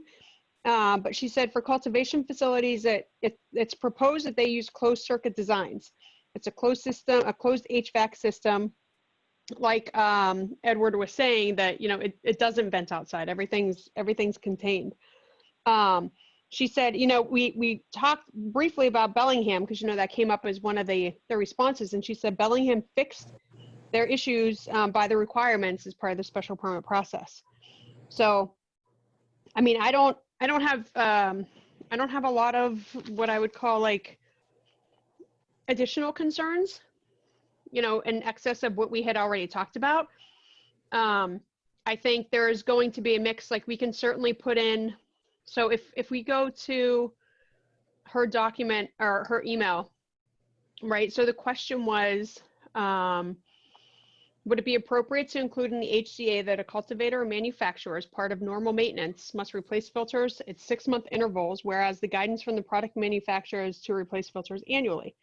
And I said, perhaps it's more appropriate in a bylaw. However, my concern is that the bylaw is not going to keep up with the new improved systems, and then we have an outdated item that requires a town meeting to correct. And she said, in her opinion, it's not really an HCA issue, but more of a permitting condition, right? Kind of back to Sandy's point, is you need to know what they're going to put in first before you can say, give them requirements on what they need to do with that. But she said, and I'm reading from the email, that being said, an HCA is essentially a contract between two parties. So if the company agrees, that condition can be incorporated in the HCA. She said it's not certain that a company will know the exact system they are installing at the time of the HCA negotiations. So something that, we need to keep in mind. But I mean, we could just put language in there for any sort of a cultivator as part of the negotiation process that a cultivation facility has to have a closed circuit design or closed system design. Right. So that was the first item that she had mentioned. The second one is in respect to the question, can the town limit the number of cultivators or manufacturing establishments within the town, similar to limitation of retailers? And I said, if yes, by what process would we do that, and where would it be best documented? And she said, in her opinion, since Norton was a yes town on question 4, right, 5312 to 4,425, limiting anything but retail by the 20% rule would be considered a prohibition and would require a town meeting vote and a ballot question. So it's, again, we've already, like, the town has already said, yes, we want this. And now to essentially backtrack and say, well, we want it, but it's going to go through town meeting and a vote to make that change. So I sent Maureen those questions as I had sent them to town council. In the information that I sent to you guys, the second document it's titled re-follow-up questions from the info session, and it's a PDF document. And this is you can't, the way that the Outlook web access is for the town, I can't attach an email, so I had to PDF it and then send it to you so that you guys had it. So she had a variant or a variation on what I listed. And so she said on her response that, you know, the cultivator represented that in some cases they change the filters every 6 months, may depend upon the size of the area doors, et cetera. That's why we asked for the stipulation of 3 to 6 months in the bylaw. Again, you know, going back to, hold on. Going back to what town council said, like we could put in the HCA, but I think again, it's probably better to be addressed as a permanent condition. And then the other thing she wrote on here was on the limitation of cultivators, manufacturers, the number would relate to the number of retailers, i.e. if there were 2 retailers in town, there could only be 1 cultivator or manufacturer. And if there were 1 retailer, then there can only be 2 cultivators. And the total of marijuana facilities, either type would be no more than 3 at any time. So I got to tell you right there, I mean, that's right off the bat because of the retail establishment and the minimum requirement by the state, that would not be something that we would do without a vote at town meeting and being on the ballot. You know, and I think Amy's opinion in respect to the fact that we have already voted yes on this question as a town, really, you know, we would just be going through more process to essentially change what we had already voted. So I think from our perspective, you know, and I'll give my opinion, you know, so others feel comfortable, but I got to tell you that the town voted for this 2 years ago. We're putting in a requirement to limit, based on what the regulations are by the state, the number of retailers. We could have chosen not to do that and essentially had it open. The other thing that town council had advised, and I had this, hold on, I just have to find it. A while ago, I sent a list of questions to Katie. This was back in March. So we had some general questions that we were following up on in respect to the questions from the Board of Selectmen, the Planning Board on the actual bylaw. And one of the things that we talked about was the application process, right? And essentially overall, like when I read this the other day, I felt like it made sense here because she mentioned that, you know, the HCA is separate and apart from the required zoning approvals. And she said Board of Selectmen, which it was, is the gatekeeper for this purpose in limiting the number of agreements it might sign, right? So while again, we as a town have to abide by the 20% rule for retail establishments, or we vote on that at town meeting and on a ballot question, the selectmen or the select board are really they're the final authority. I mean, so I don't see anything from, you know, my opinion is from the perspective of the IDC or the EDC. I mean, this is an economic development project. I couldn't foresee any other industry that would want to come to Norton where we would say, okay, it's great you want to come here. We know that you have a variety of different establishments and we're going to limit those establishments because for whatever reason, right? Like I think that there's valid concerns with if we had two very large cultivators in town. But like I said at the meeting, you know, and it's something we talked about, Denise and Sandy, when we first presented to the planning board, one of the things that Scott had mentioned is, you know, we talked about splitting out the zone to be retail versus everything else. And the reason we didn't do it is because there are many companies who are retail and cultivation and manufacturing in one. And we would not, by separating that in the bylaw, we would not allow those companies essentially within Norton. Right. So it's to really think about, you know, we're not, I mean, I think when you get to somebody like a Solar Therapeutics on a cultivation perspective, like we wouldn't want 2 of those here, especially if there are concerns with odor mitigation. You know, I think we as a community, again, going back to what's the character of the town, I think the Board of Selectmen or the Select Board would take that into consideration from the perspective of, you know, a couple of the people we talked to, no, looking for 5,000 square feet for a cultivation facility, or 5,000 square feet that would be 2,500 cultivation, 2,500 retail. right? Like those are valid businesses, and typically family owned or smaller, a small business that I think we would welcome in the town. I mean, like you look on on 123, like it's about small businesses. So I think in my perspective, from my opinion, any change that we do to say, hey, we want to limit this industry any further is really going against the fact that we voted yes on this in 2018. Yeah, I would agree. And I think you want to leave some flexibility to allow for the evolution of this industry, because it is still pretty junior and new. And like we've talked about before, right? We don't know if there's going to be combination businesses going down the road. What other businesses might grow out of it, like the distribution center is something that's pretty new, right? They don't have distribution centers yet, and there might be other side businesses that might come out of it. Why would we want to limit that? It feels like we're trying to fix a problem of Norton being like the epicenter of marijuana, when it's not feasible. And we don't have the land. We have so much wetland. We have no septic systems. It's just not a feasible risk that we're going to become the epicenter of marijuana for all of New England. Right. So I don't think we need to protect against, us being overrun by marijuana industries, but I think we need to allow for flexibility for businesses to have, maybe a couple of functions under one roof, or, different types of business structures. Right. I agree, obviously.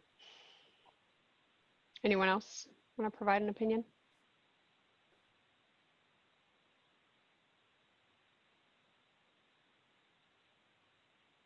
Don't all talk at once again.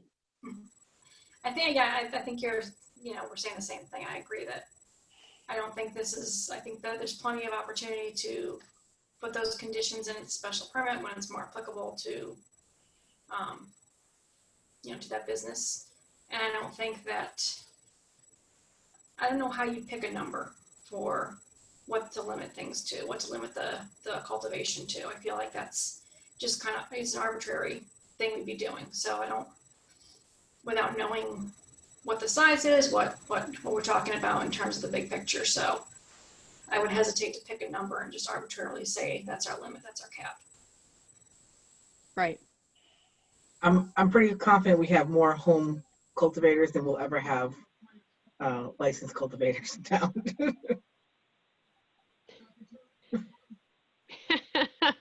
Should we put a limit on that, Denise? It's legal. I think the state has already done. The state has already done it, folks. That's exactly what I was about to say. This is a legal industry. It's a legalized industry. It's like selling shoes, right? There's nothing. They're selling liquor, right? It's 21 and over. Like you have a process, 10 plants, right? 6 plants per person, 12 per household. Well, look at you, Laura. Who knows? What's that behind you, Laura? What's that growing behind you? I am an excellent gardener. It's a knee-high by July approach. Nobody should be ashamed of any sort of marijuana consumption that they have. It's illegal. Like this is, it's like my martinis. I love my martinis. I'm not going to shy away from the fact that I visit our liquor stores. I go down to Michelle's for a specific type of hard cider that I can't find anywhere else. Anyway, okay, so I wanted to bring that up because it was specific feedback. In the meeting, Maureen asked about bringing it to the Board of Selectmen. I will talk to this point with the Board of Selectmen. I will follow that up, obviously, with the opinion of the commission as well. And I think, in respect to that, I want to make sure that I didn't miss anything in this. I think that's it on that particular item. So anything else to add, comment? Any follow-up other than what we talked about on the website? Because I would anticipate that we would link out to the info session. The info session is out there already. And I asked Jason last night it was just listed as Industrial Development Commission. I asked him to change it to the information session. So it should be titled differently. So if people are looking for it, they can find it a little easier if they just go to the media center versus the link. But I think, Michael, if you could put it on our page too. Thank you. And then Michael, if you can, you know, just put in your notes that we'll want to put the presentation that we had. The presentation is actually posted right now on the town website. It's under the calendar item for last week. So I gave them, Michael, you're on mute. You're on mute, Michael. What's the presentation called again? Hold on. It is what I would have sent them, marijuana bylaw and zoning info session, IDC 6/17/2020. So it's under the calendar item for June 17th if we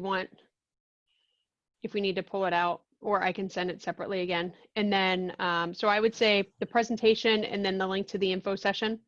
So if somebody prefers to watch rather than read. To be honest with you, with this, when I have this, I'm going to collect all the final documents. Even though they're already posted there, I'm going to send it as one complete document with all the documents. So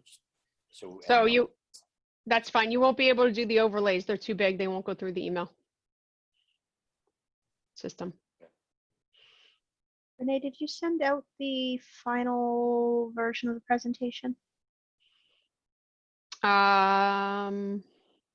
It's a good question. You know I sent it to Sandy like 2 minutes before the meeting because I didn't want to take that chance that my PC would crash.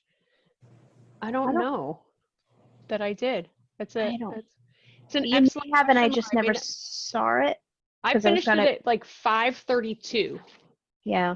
I don't think I've seen it, but we could post that on the Facebook page too, if you send it to me. Yeah, it's like I said, it's posted on the town website already too. So let me just, hold on. Let me grab it and I'll just forward that email out to the group. Let me do it now while I'm thinking about it. Otherwise, I'm going to forget. That's a good oversight on my part because I finished it so late or so early before the meeting.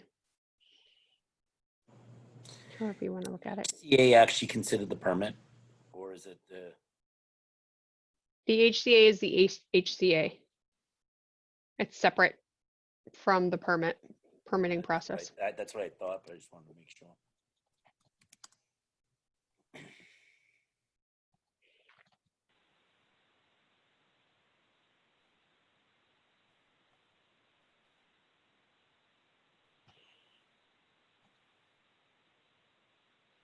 Michael, I still have your personal email address on the group Industrial Development Commission that I have.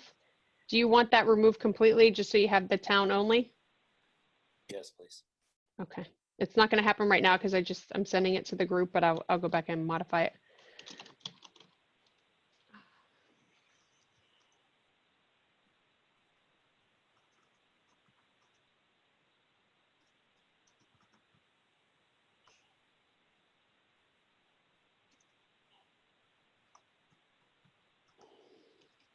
I had to tweak this a bit because I had an extra slide in there as I was flipping over on the intro section. So this one removes that extra slide.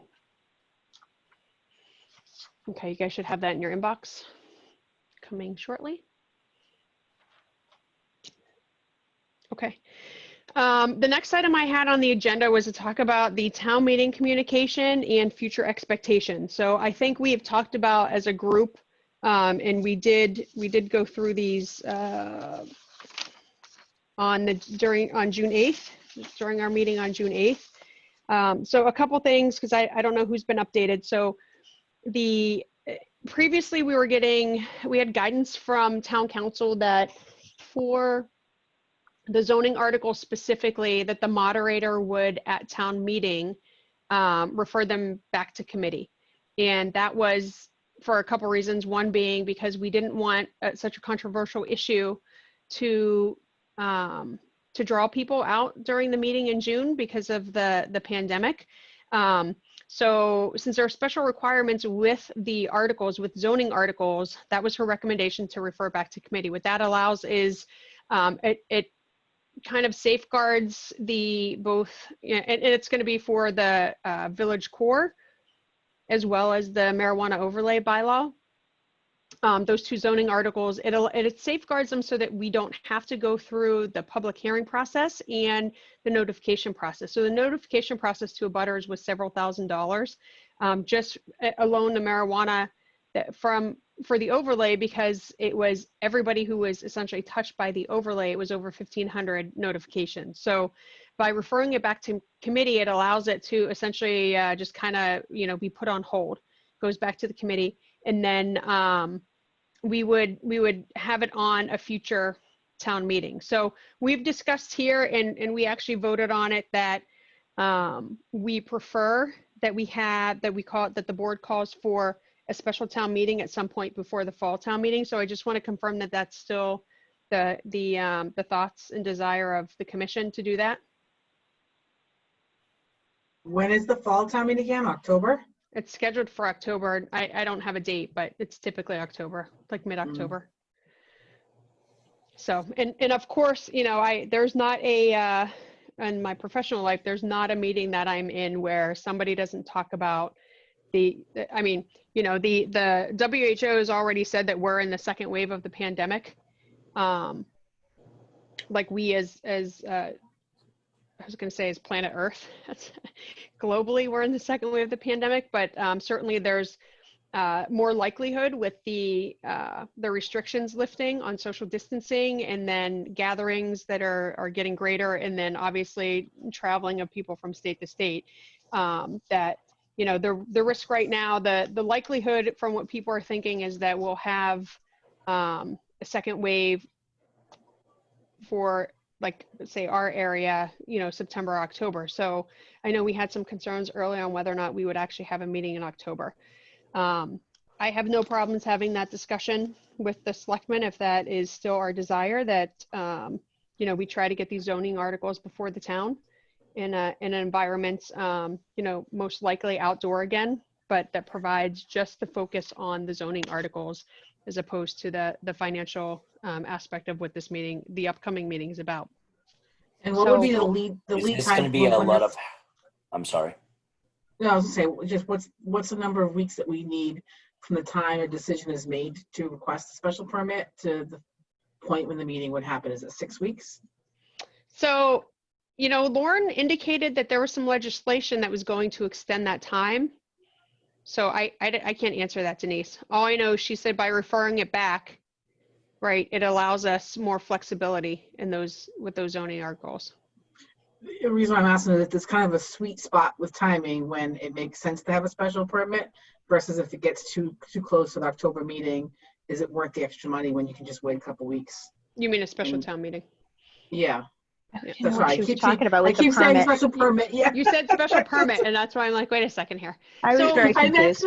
I meant special town meeting. Sorry. If the regular October town meeting is a few weeks away, right? So there's kind of like a sweet spot when it makes sense, and then it doesn't make sense. I mean, I have to tell you, I'm thinking like late July, early August. August is probably.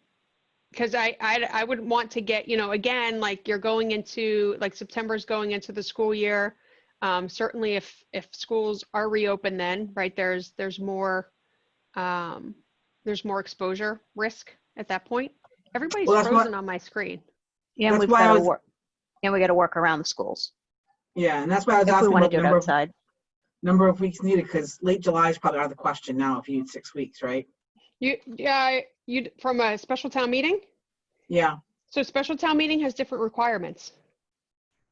But how many weeks? There's still, you got to post it and all that, right? How many weeks does that process you do. take? So I think it's, oh my God, Sandy, didn't you find this one day? I have this right. You have to open the warrant.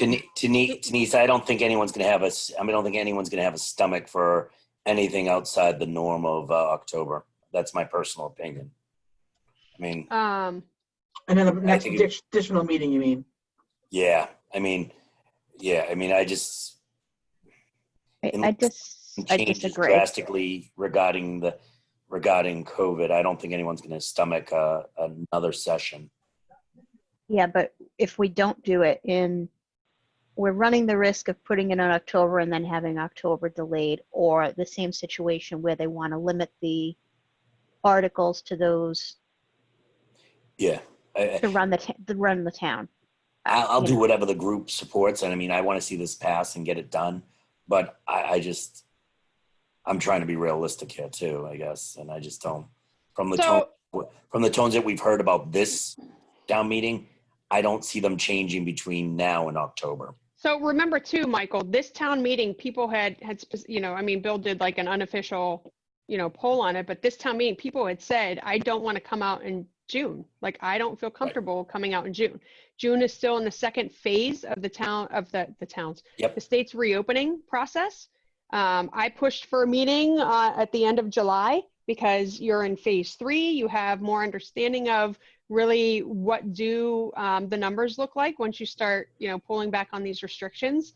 I would go with that same process. I mean, late July, August, and I think actually the date that I picked for July, I heard that the schools are looking to do an outdoor graduation ceremony on that July same day. 27th, July 27th, I think. Right. So that was the date that I first put forth for our annual town meeting. Right. So I think that we'll have more information then. A special town meeting doesn't have the same requirements. Like I want to say that the warrant is only open for 5 or 10 days. I think it's 14. That seems long. Voters I mean, shall if be we, I got it. It's 91-3 of the bylaws. Voters shall be warned of any special town meeting by posting the warrant in the same manner except 14 days prior to such special town meeting. So 14 days to the meeting. How long is the warrant open though? How long do you accept articles? It's 5 days, right? Let's see.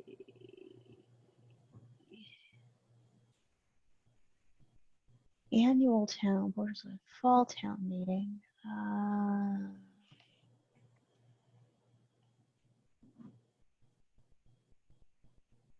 No quorum for special. 45.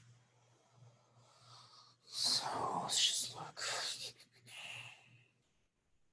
I mean, just my 2 cents, if you can get it done in the late July, early August timeframe, I would be supportive of it. But if you start creeping into September, I'd probably just say wait until October. Right. I'm with you on that. And again, I mean, the thing, the special town meeting, okay, so a special town meeting, the warrant closes 5 days after opening for a special town meeting. And it looks like 14-day notification requirement. Yeah, to hold the meeting, right? So you have the notification requirement, and you post it, you close the warrant, and then you post the warrant, and then you have the meeting. Yep. So that can get done much quicker. Right. And so I think with that, right, we have a better understanding of in that environment, right, what are we looking at from a safety perspective? The other thing that I think is, what we'll have the extra benefit of is when we have the meeting this weekend, right, we'll have some lessons learned, right, for this outdoor meeting that we haven't had. And well, I think Bill said he hadn't had one in all his years in Norton. So, we'll be, I think, better prepared for it. We'll also have an understanding of what the costs are too, a better realistic understanding of that. I mean, granted, this, we're not anticipating for a lot of people to come to this meeting. That was the whole purpose of reducing the articles on the warrants. But, we have to expect, obviously, the marijuana one is a controversial one, even though it was voted 2 years ago for the town of Norton.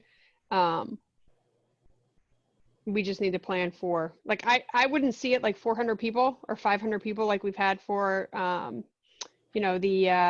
town hall and community center project by any means, but I think it's going to be above the 150 that we would typically have.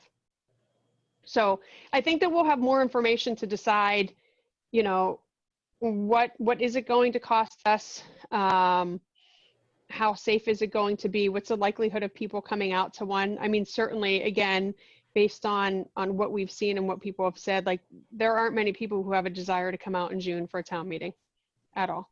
And I wouldn't ask somebody to come out at this point to discuss, the overlay and bylaw, but still have the same concern that October, right? It can very much be the same situation as it is now, that we reduce the number of articles on the warrant, try to reduce the amount of people to come.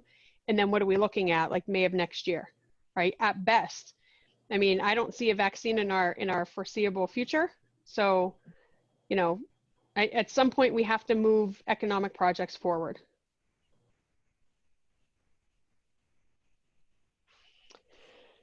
So with that said, So I guess, Renee, I guess the question is still here is, do you want to tentatively try to push for a July date or special town meeting, or do you want to wait until the end of, I mean, what's? I mean, so here's, if you look at the selectmen's calendar, right? Hold on, I gotta pull that up. There's a meeting tomorrow. The next meeting would be 2 weeks later. So the 9th.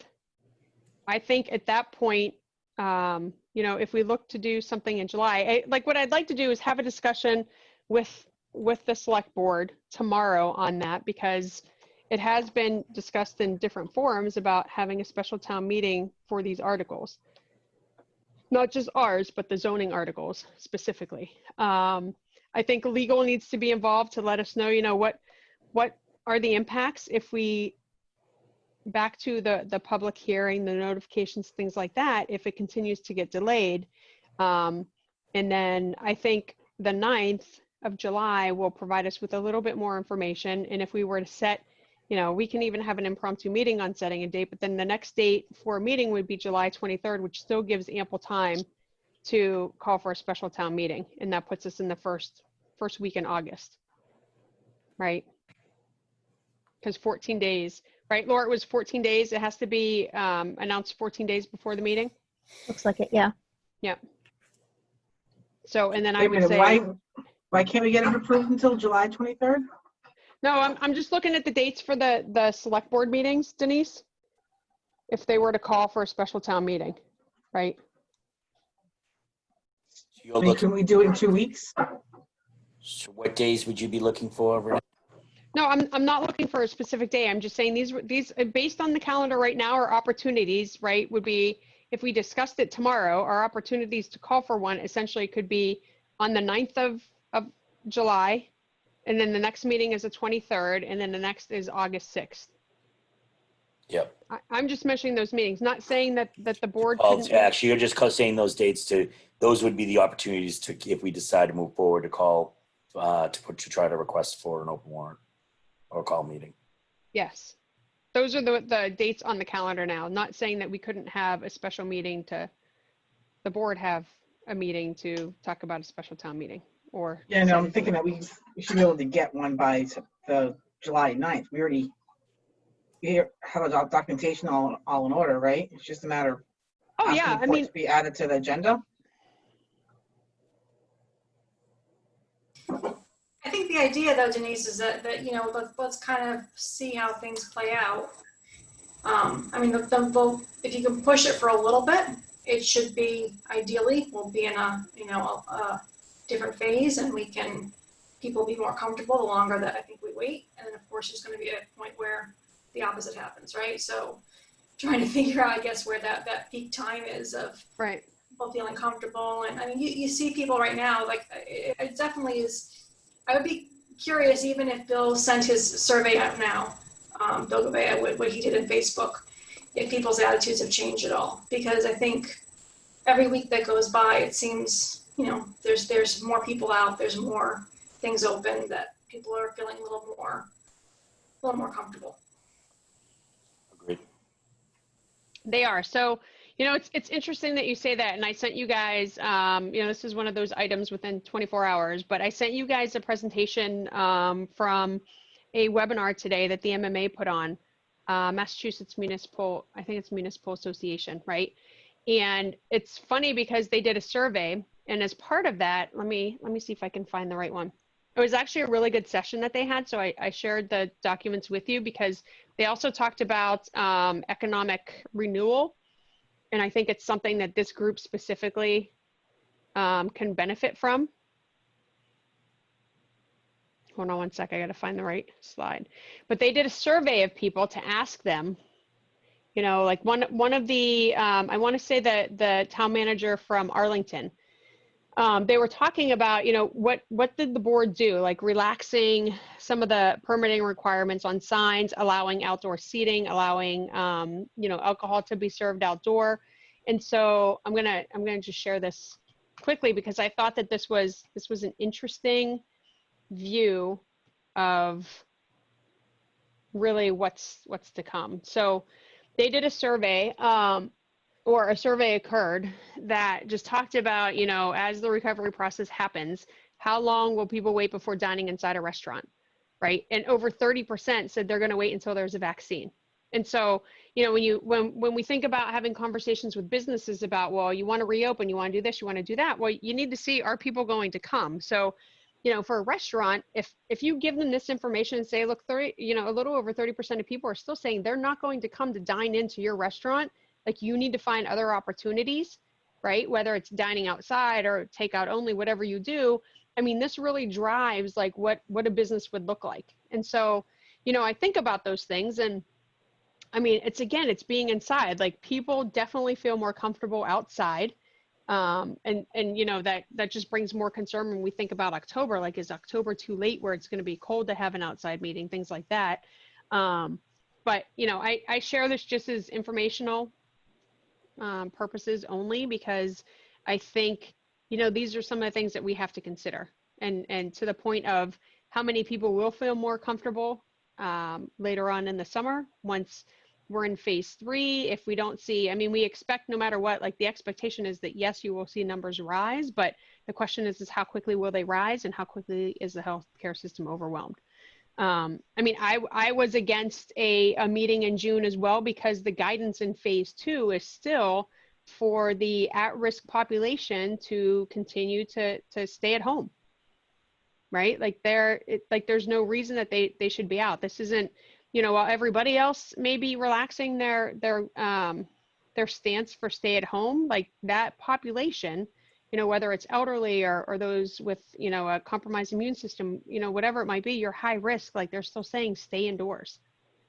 You know, don't put yourself out in that situation. So I think to the point of, you know, if July 9th is a select board meeting and we have more information, like I think that's where the discussion can happen. If we don't feel like there's enough information, I think there's still time with the meeting on the 23rd, or calling, you know, the select board to have another meeting to talk about it. If folks agreed, I mean, that's, you know, there are 5 people that have to weigh in on whether or not we would want to call a special town meeting.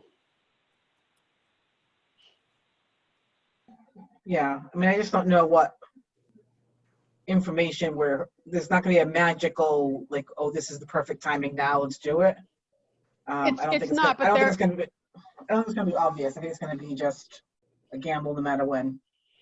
I think the difference is, Denise, is that, you know, the state's measuring certain triggers, right? If any of those, I mean, right now we're in green and yellows across the board. If any of those go into red, like I think those are indicators where we don't have a meeting, right? Like I'm with you on saying that we may not know exactly when we should have it, but I think that we would know when we should not, if that makes sense. So is that an Oreo? I love Oreos. It's a cookie night, huh? I can just see Laura shaking her head. Night isn't a cookie night. I'm just a little confused by the question. True. So I'm concerned with town meeting communication. Like I think we need to post something from the IDC about what the plan is for the meeting. I know that there was some video about how the town meeting is going to be held. I didn't watch it. I know that the select board have not voted on whether or not to use, you know, the last time we talked about it, we were, do we get a tent? Do we not get a tent? And we were going to come back to it, and we never came back to it.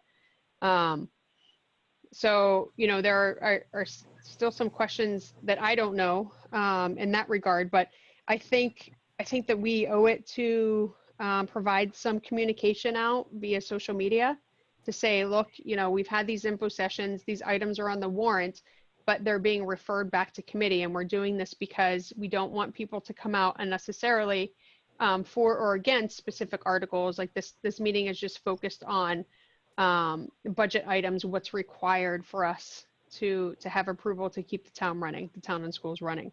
So I don't know if somebody wants to put something out there, draft something and get it out on social media about it. But I think we should do something to say, we have these articles out there, you know, our recommendation or the recommendation at this time is that they will be referred back to committee. And the reasons why. Thoughts?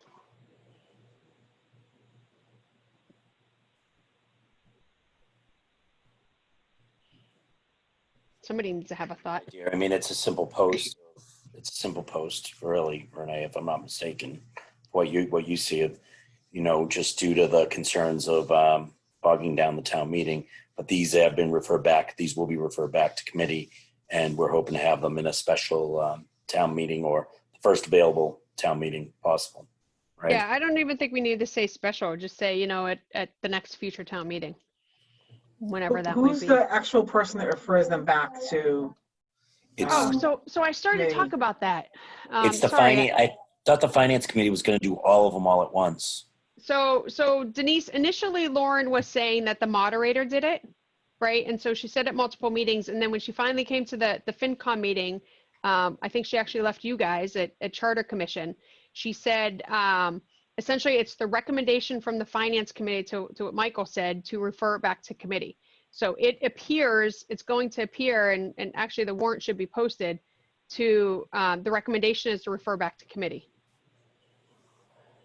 Right, so it'll be read off and it'll say refer back to committee, and then boom, you go for the next one. Now, as far as process, initially she was saying that the moderator would do that in the beginning, and he would identify all of the articles that were listed. But that, when it shifted to FinCom, that was not discussed. So I can reach out to Bill Rotundi about that and see if he's gotten some additional guidance. Because he'd be the one that'd be reading it, right? And then saying, Yeah. I'm referring it back to committee. Okay. Does anybody know? I mean, I can look it up. I've seen it in the warrant. Do you know what number warrants we were? I want to say like 16, but I don't know, because I'll look it up. I've got the warrant.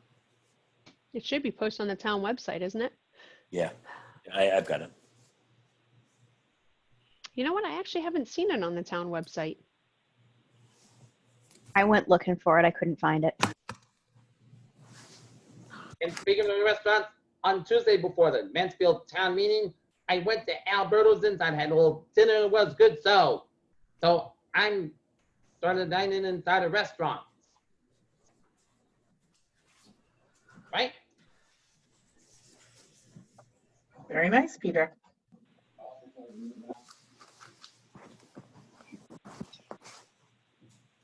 It's up there on the alerts page under the 2020 spring annual town meeting.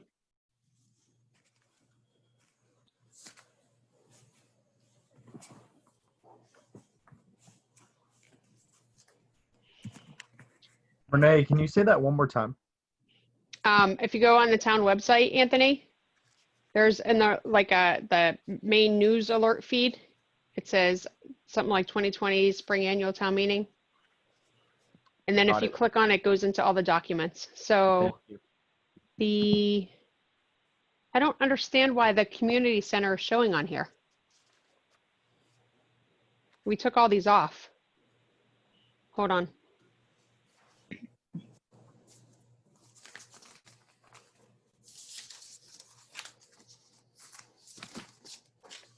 Oh, it must be the 6/18 one. That's not the list. Hold on. Well, there's another one on the very last one is 6/23. That's what that FinCom recommendations.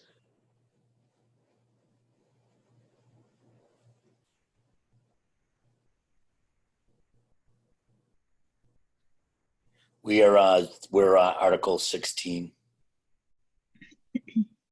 Oh, so I was close. It's very confusing having the original version of the warrant or the article list posted online. It's not clear at all. So we are 16 and 17.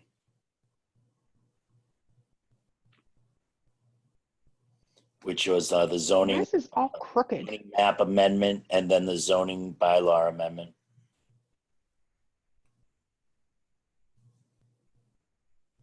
Make sure I've got that right.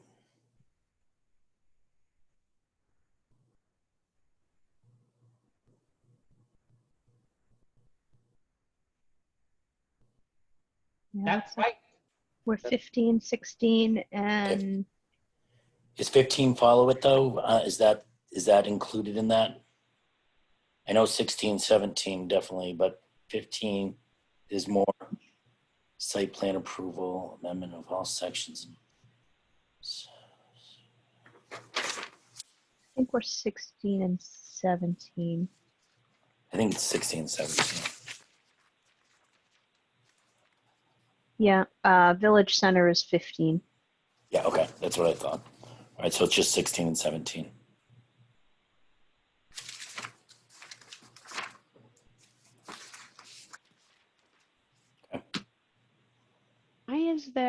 Why is there zoning? Oh, this is this is so confusing, I gotta tell you. This whole process is so archaic and so confusing. Yeah, I don't understand why old warrants don't come down.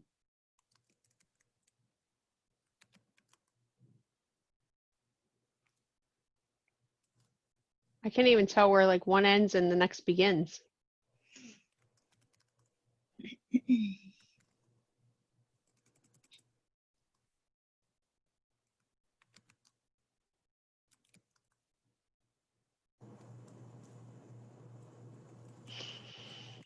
Okay. I'll post that tonight. Can somebody review it first? Yeah, Just so we have an that's extra fair. set of eyes on it. Yep. And I'd actually, Michael, I'd prefer that we still keep with one person that's posting. So can you just send it? Laura, would you mind just taking it and posting it? Yeah, that's It fine. doesn't have to Laura, be do you want? I tonight. mean, well, Laura, you're probably going to end up reviewing it anyways. You want to just take it then? What am I sorry, what am I posting and where? Send it to you, then you post it. It's too many people touching it at that point. All right. So right now, I'm changing the IDC to EDC. I'm putting a link to the presentation, a link to the info session. And what did you want me to do, Renee? Just a note about the articles being referred back to committee.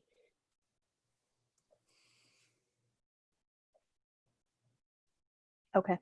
Something about, the annual town meeting is scheduled for this Saturday at 9:00 at the high school. The marijuana zoning overlay and bylaw proposals appear on the warrants. However, they are being recommended or being referred back to committee to be heard at a later date. And then just like a brief synopsis of, the purpose for this is to limit the town meeting to required budget items to keep the town and schools running, and not have I don't know how you want to word it, something about just reducing the amount of people who need to appear at town meeting. So anybody in support of or against, the hope is that these will be heard at a later date due to the COVID-19 pandemic, something like that. Okay. Articles required for the operation of the town, or something along those lines, because we're also listening. There are other things on here besides budget articles, correct? I mean, most of it's for money. It's water and sewer, right? It's Where is the overall? Hold on, let me find this. It's the very ready. top So one. Article 1 is funding 90, retirement expenses, collective bargaining agreements, tree services. Those are all expenses. Capital plan, Main Street. What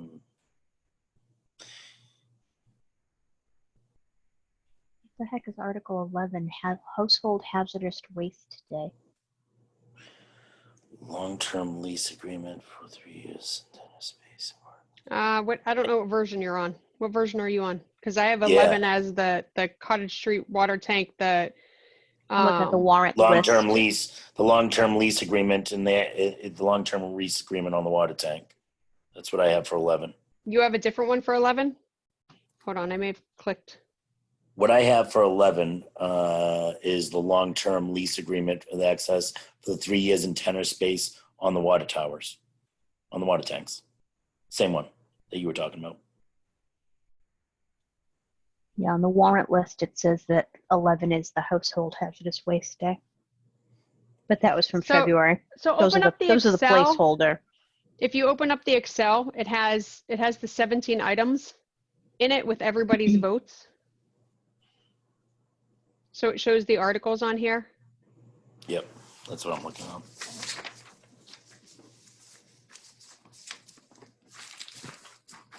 This has got to be old though, because that's showing as recommended as opposed to refer to committee.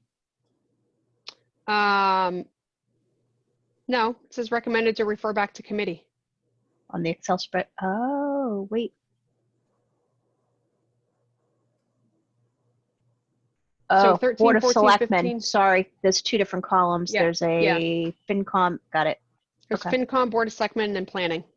Yep. So again, if you remember, the initial advice from town council was that we recommend them, and then the moderator refers them back to committee.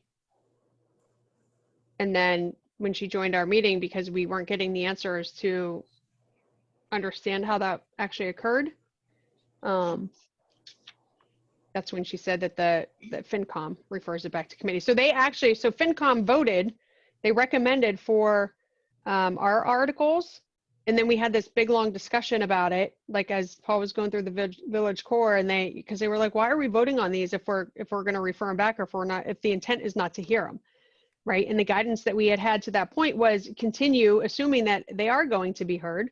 And I said, the other thing the town council says is, as we talked about before, while that's going to be recommended to be referred back to committee, somebody can still move it on the floor. So FinCom should have an idea of what those articles are, if that should happen. So otherwise, everything else was taken off, but so it's all budget items, or that the contracts that need to be, specifically the antenna needed to be completed, needed to be renewed by the 30th.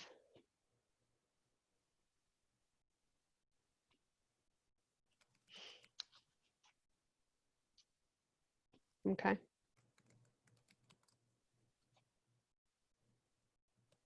I don't know what I had screen sharing.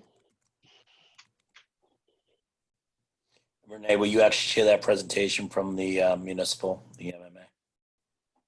I did. It's already in your email. All right, awesome.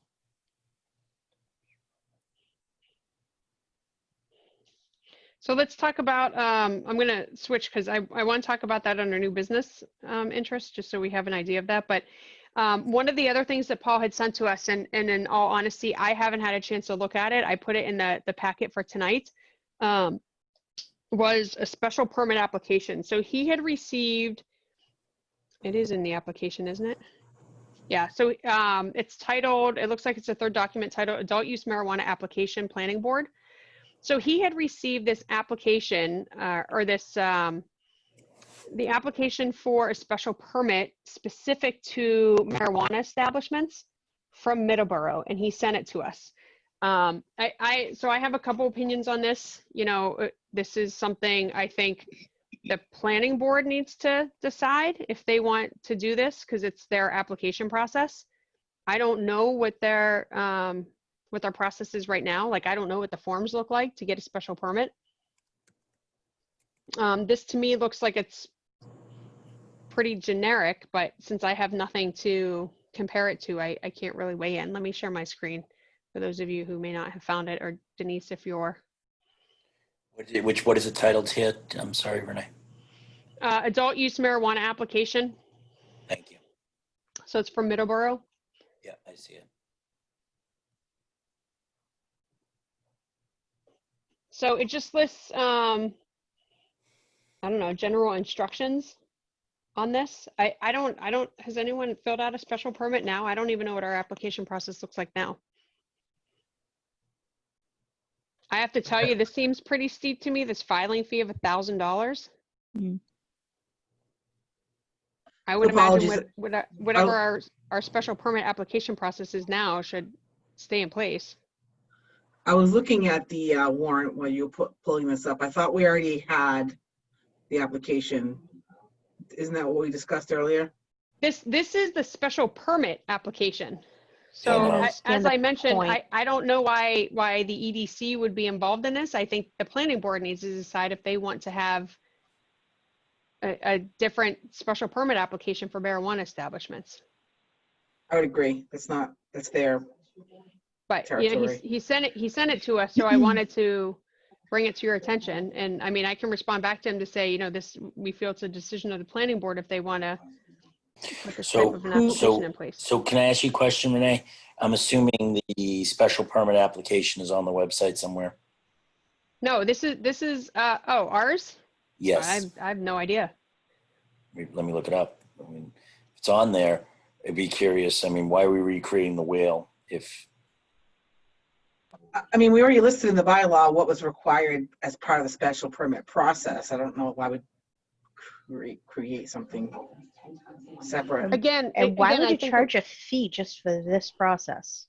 well, you charge a fee for the special permit regardless. I don't Oh, we believe do. that the fee right now is $1,000. Okay. That Part of the online permitting that we just put in place a while back, I think so, yes. so everything should be online. So I would say let's throw it back to Paul, see if he's looking for us to do something with it, or if he was just sharing it for our knowledge, for our reference. Yes. I agree. I hate not having my keyboard. It's very simple. It's very similar. What's the filing fee? So it varies. Conversions, like it all depends, but it's all within. There's nothing. Industrial uses. There's nothing over $250. It's between $100 to $250. I'm looking at the planning board fees right now, and it's for site plan review. Depends on the size of the structure, and Yeah. it varies from 1,000 up to 5,000. I'm looking at Norton Planning Board, Town of Norton, Massachusetts application for special permit. Oh yeah, special permits. It says $250 for major modifications. This is Yeah, houses. and it on the second page in section 1 it varies, says 100, but it's 100 to 250. Yeah, in that range. Yep. Okay, so I'll send a note back to ask him what he wanted. I can't find his email right now. What he wanted us to do with that, and then I'll make special comment on the application fee.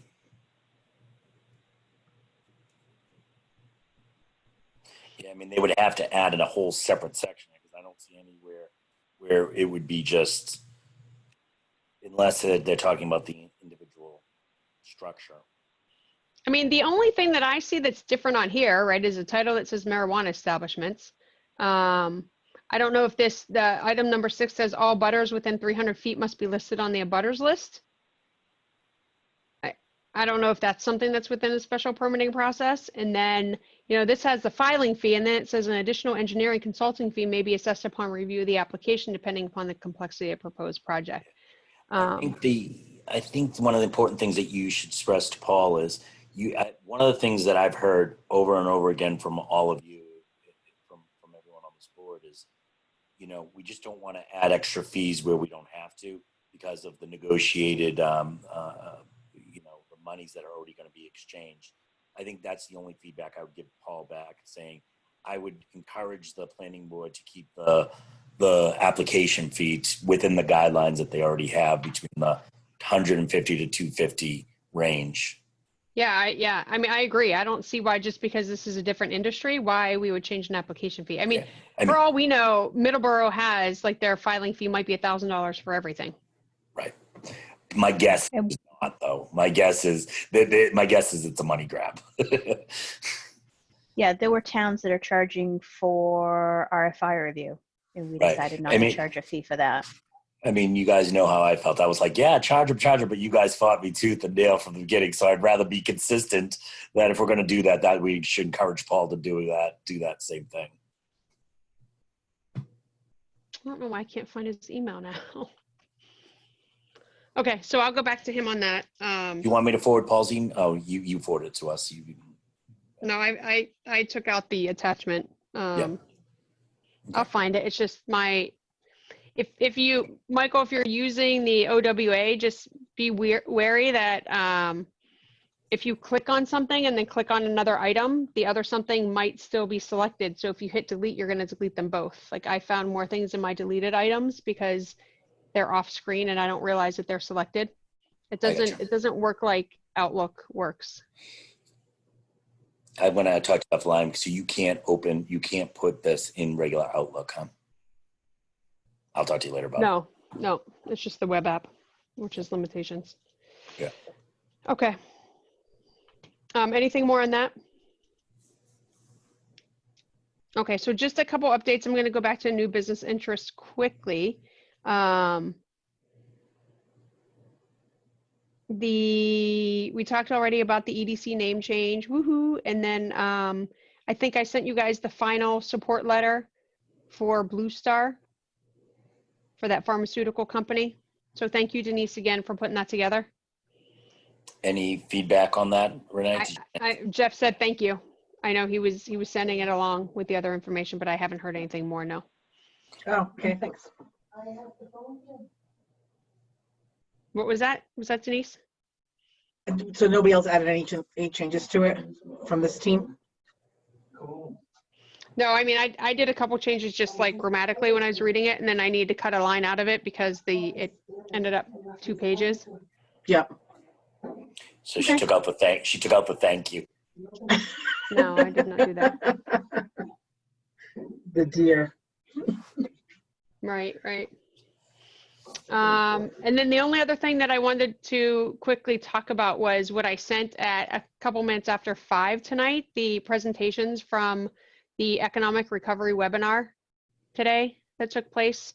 So we were talking about the one, so they did a couple things, and I think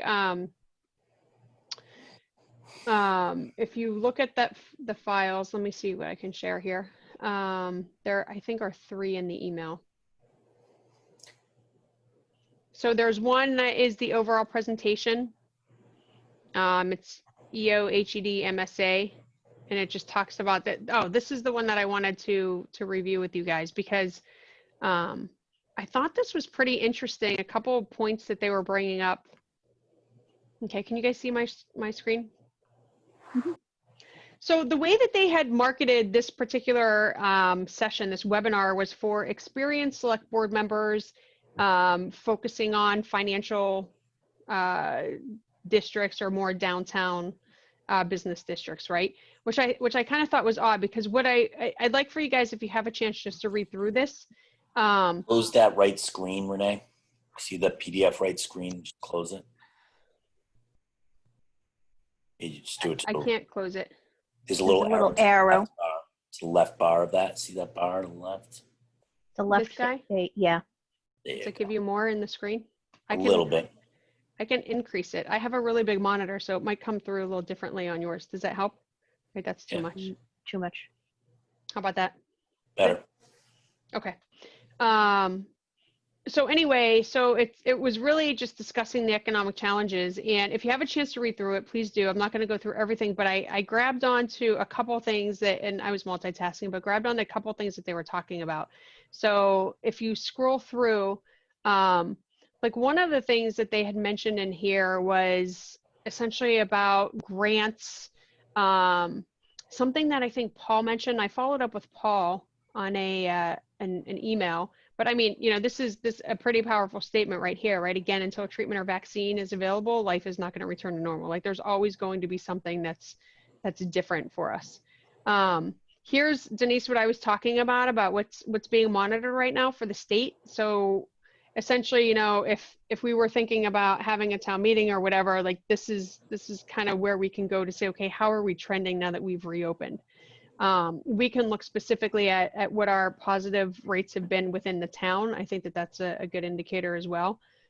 This was like more reopening guidelines. I'm not going to focus on this. I want to focus on, hold on. So they talked about this MassWorks infrastructure program, right, with grant programs and how you get different fundings to support and accelerate job growth, housing. They had some conversations about, you know, like redevelopment opportunities too. Like they mentioned the, let me keep going here, the Brownsfield. Remember we had a couple of those. Paul talked about them and they applied for some in respect to the Reed and Barton location. But like, as I was thinking about, you know, some of the things that went on social media, like the Dunkin' Donuts on 123 closing, you know, like I wonder how much we should kind of familiarize ourselves with some of these different areas in respect to understanding like what opportunities do we have, whether for grants or something else, or, you know, how can we kind of supplement that? Specifically, you know, I think Paul was mentioning this before in one of his conversations, and I don't know where, it could have been like on a planning board call or an info session or something, but you know, grants that are available for cities and towns to improve sidewalk, curbs, streets, parking spaces, things like this. And it's specifically like, you know, to improve like retail and commercial and things like that, to bring in more, I don't want to say more money in general, but just, you know, more opportunities within the community. So they talked about that from MassDOT. They talked about mass development as well. Can I jump in on that last one? Please. That came up on our SERPED meeting tonight too, because SERPED will help you to get those grants. And they said that, I know there was a town, I forget which person it was who said this, she just applied for a grant with SERPED's help. And then you can apply to up to 3 at the same time. So there's definitely, it's one of those things though that it's going to be short-lived. So if you want to get that funding, you kind of have to jump in quickly. Right. Right, because they're only, you know, they only have $5 million for this, and it's going to go fast. So I think Paul's already talked about this, and it's worth asking him. I didn't realize about like you could submit 3 for this, but I certainly think if we have an opportunity to do that we should. I mean, we've talked many times about sidewalks. We've talked about, you know, parking spaces, how parking's difficult in certain areas. I think it kind of, you know, lends itself well to things in respect to the village core. I think also just in general, like when you think about the like Norton Res, right? Like where can you park around there? Or I know, you know, the bike trail's years down the road, but same thing there, right? Like are there opportunities for the parking there that may not actually qualify for this? But, you know, like I was thinking of those things. And then when they went in and they started talking about like for mass development, like some of the other things that they're offering as well, like do we have opportunities to kind of look at this to make Norton more desirable? So Renee, did you get a sense from them are they looking for shovel-ready projects, or are they saying the grants process is open, you know, bring to us ideas, or did you get a sense on what they were looking for? Or I got a sense that they were saying this stuff is out there if municipalities are interested, right? So the slide that I have up right now, like they list different areas, right? Financial tools, real estate, like where you can look for essentially money. And does Paul talked at all about the Complete Streets funding program that we started the process 2 or 3 years ago, maybe now? And we had SERPED come in and do a whole analysis of where the best, you know, top priorities. They priced everything out for sidewalks specifically, and for bike lanes too, I think it was. But we had a whole plan already developed with input from the community, with priced out and everything. I don't know if any of those would fall into any of those, you know, those projects would fall into the right, because we're well, just you know, I think right. We had that data. I don't feel like we've ever done anything with that data. I think it just sat there. And that's Sandy, right? I mean, it's those people on I know on, I'm sorry, East Main Street, they've donated, they basically have already donated their land for the sidewalks. They've already kind of given up the deeds on that. You know, I always curious like where that project is for on East Main Street, right? Because you can't, on East Main Street is dangerous when you get up near South Washington, North Washington, South Washington, right? So I'm curious. Jack, yeah, Jack asked once in a meeting. I don't remember what the response was, to tell you the truth. I think it's coming up because I know they did, like you said, Michael, just, we just approved town money to you know, pay for a bit for some of those properties and got all that squared away. I thought it was even as soon as this fall that it was supposed to happen.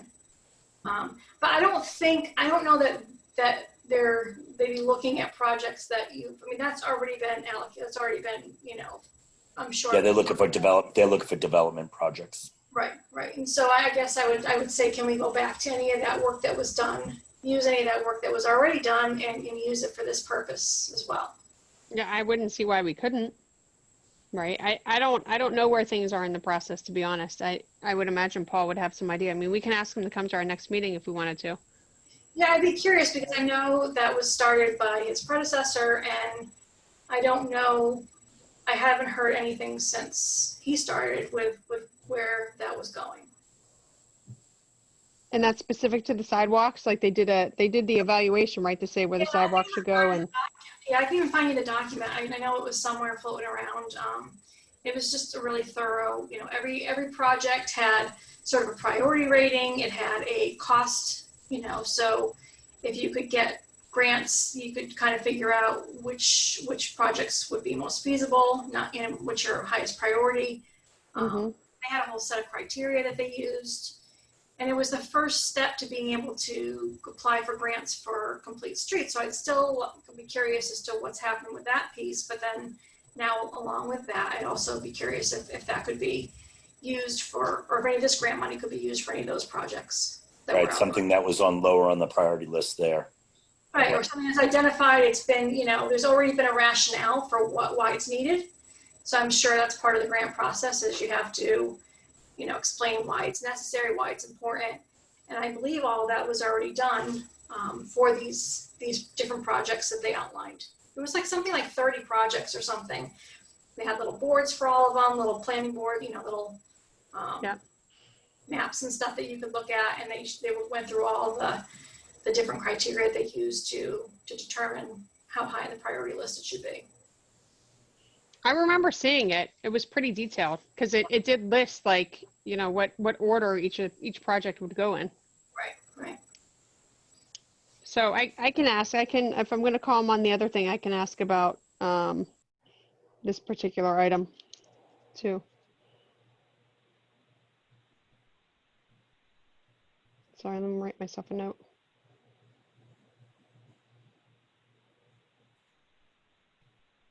Renee, one of the other things that was talked about tonight at the Serpent meeting was the representative from Wareham, who's a Board of Selectmen member there. They have, you know, waterways in Wareham and a few other businesses that are very much just summer tourism, you know, tourist businesses that they are anticipating either not being able to open at all this summer or certainly, you know, losing a lot of money on. And he had said that they brought that up to, there's an acronym, LGAC, through the Lieutenant Governor, and that because they brought that up, that those businesses were now going to be eligible for extra grants and things like that they were working towards. So I don't know if we have anything like that in Norton, that any specific businesses, but he offered to, if there are businesses that sort of fall into that category that for whatever reason can't open, you know, or are going to be really hit hard, that we could bring that to his attention and he could bring that forward to the group that he's part of. Oh, really? Yeah. Hey, okay. Sandy, I found, I'm on the town website and I found a slide with some of the projects that you were talking about.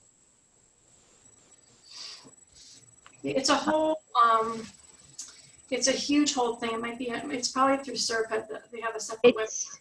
Yeah, so it's under Department of Planning and Economic Development, DPED. There's something called Norton Transit Road and Bikeway Projects, and the Complete Streets Prioritization Plan is listed here.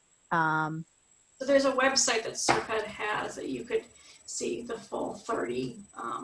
Oh, I found it. There's a link on that actual page from the Norton website. You want me to send it?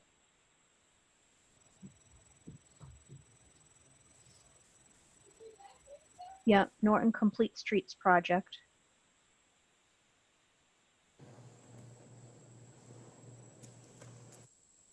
We should definitely look at it, I would think.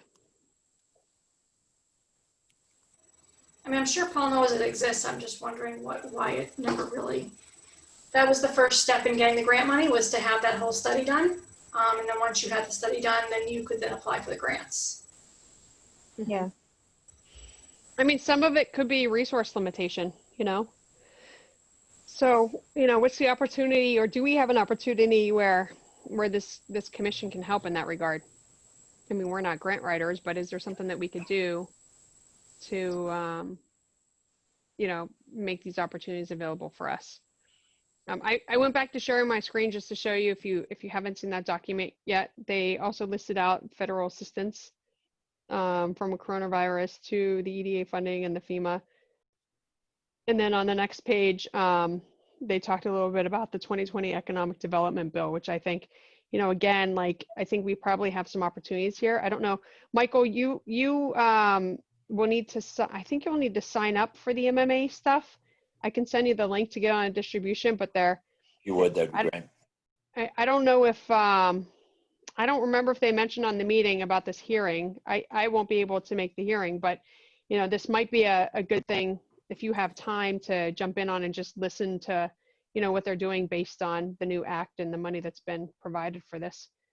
I think for both, you know. Hey, that something totally different comes up.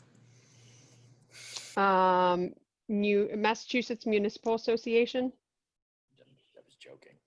I didn't think it was a fighting organization. You didn't think it was a what? Mixed martial arts. Oh, no, not that. So, but take a look at, if you have a chance, take a look at those presentations that came along in that email, because I think they're pretty good. And the one for Arlington, he really went through, you know, what they've done in respect to trying to do some economic recovery, you know, focusing on different things like parking, signage, which we've done some of it. You know, you've seen some, I mean, from Bog Iron to Alberto's, right? They're doing outdoor dining or drinking options. And so that's, you know, a couple of things that the board's been able to do. But he like went through really kind of what their focus was too.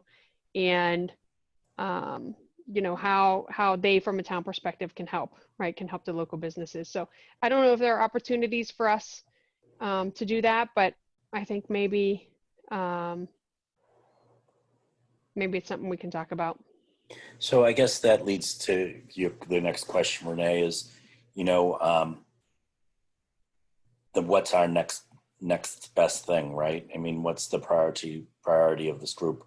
Once cannabis is kind of, we go through a town meeting, we get the bylaws changed, the application process starts, someone comes in town. What's this group want to work on specifically next? I mean, I've been dragging my feet on that survey because I just didn't think the timing and all that worked right. I mean, I'm ready to pull that out and get it launched if that's what the committee wants to do. If we want to do that, well, obviously we have to make some drastic changes, since I think the demands of what we want to see is worldly different than a year ago, right? And then we also have that flyer that I know Anthony was working on. Business guide, yep. Right. Renee, what else is there? Question. What was that, Anthony? Yeah. It's about the business guide. In referring to that email that I sent you, I just had a quick question about the marketing material that we requested from Condyne, which I actually got, and I was just wondering what the group thought in terms of adding that to the business guide in itself, and whether or not it would be worth it, since, you know, a month or a year from now, things can change in terms of what's available in that for that specific business site. Is it something that is, I mean, I haven't seen it. If you send it to me, I'm sorry, I haven't seen it because I've been No, it's okay. focusing on the meeting minutes. But is it something that we would potentially just put up on the EDC site, both on the town website and the Facebook page, or is it something that we would incorporate into ours? I mean, is it specific to Condyne only? Actually, all right, that brings up a valid point too. I think we should just put it up on our site and not actually include it on the guide itself. Okay, can you send it to the group and then we'll put it on Sure. the next agenda to talk Absolutely. about? And if you guys can take a look at it beforehand, and then we can have some discussion, come with comments. Okay, thanks, Anthony. I think to Michael's point that it would, you know, if there's some things that Paul, it'd be nice to kind of connect with him to see what are some things we can do to support his department. I mean, it is, Yeah. You know, he's short-staffed like everybody else in this town.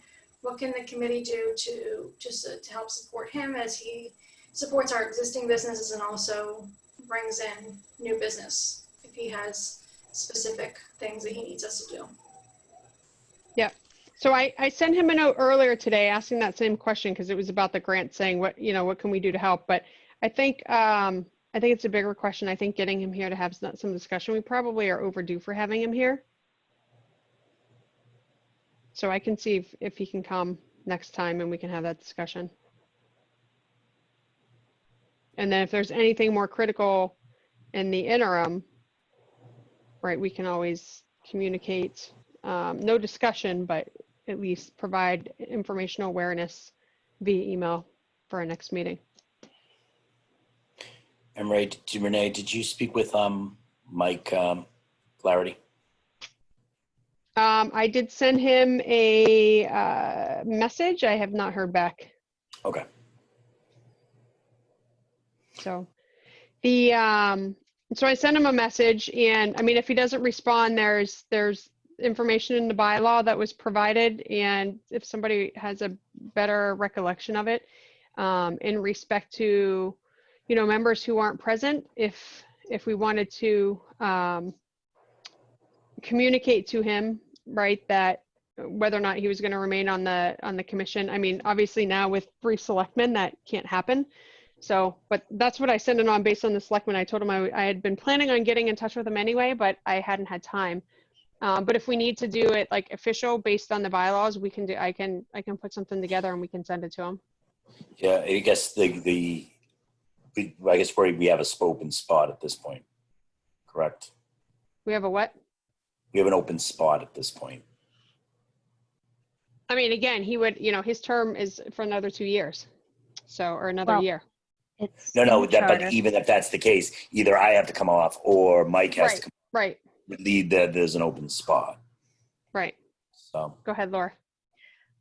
Section 711 of the charter, if any person appointed to serve as a member of a multiple member body fails to attend 3 or more consecutive meetings or half or more of all meetings of such body held in 1 fiscal year, the remaining members may, by a majority vote of the remaining members of such body, declare the office to be vacant, provided, however, that not less than 10 business days prior to the date said vote is scheduled to be taken, the body has given in hand or mailed by registered or certified mail return receipt requested notice of such proposed or pending vote to the last known address of such person.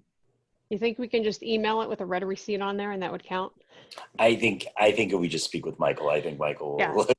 I don't even think I mean, we even have to go to. I think just the idea of reading it made me cringe. I think I'll have a conversation with Michael. And I said the same thing. It's super formal, but I mean, I texted him and I haven't heard back. Like, and it's a quick yes or no. I mean, that may be easier than somebody actually resigning, right? Is to say, okay, I've been notified, and then we vote to say somebody's no longer on the commission. I would rather have a conversation if possible. To do that. Yeah. Nope, I hear you. Like I said, I shot a note out. Haven't heard back. Yep.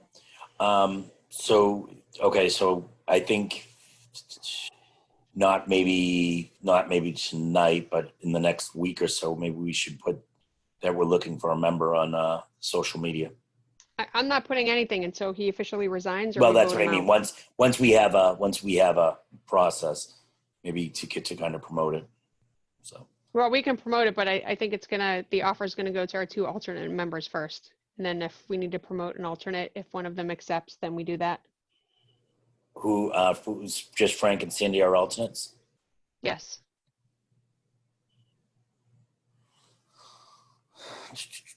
Did I tell you guys I ran into Frank?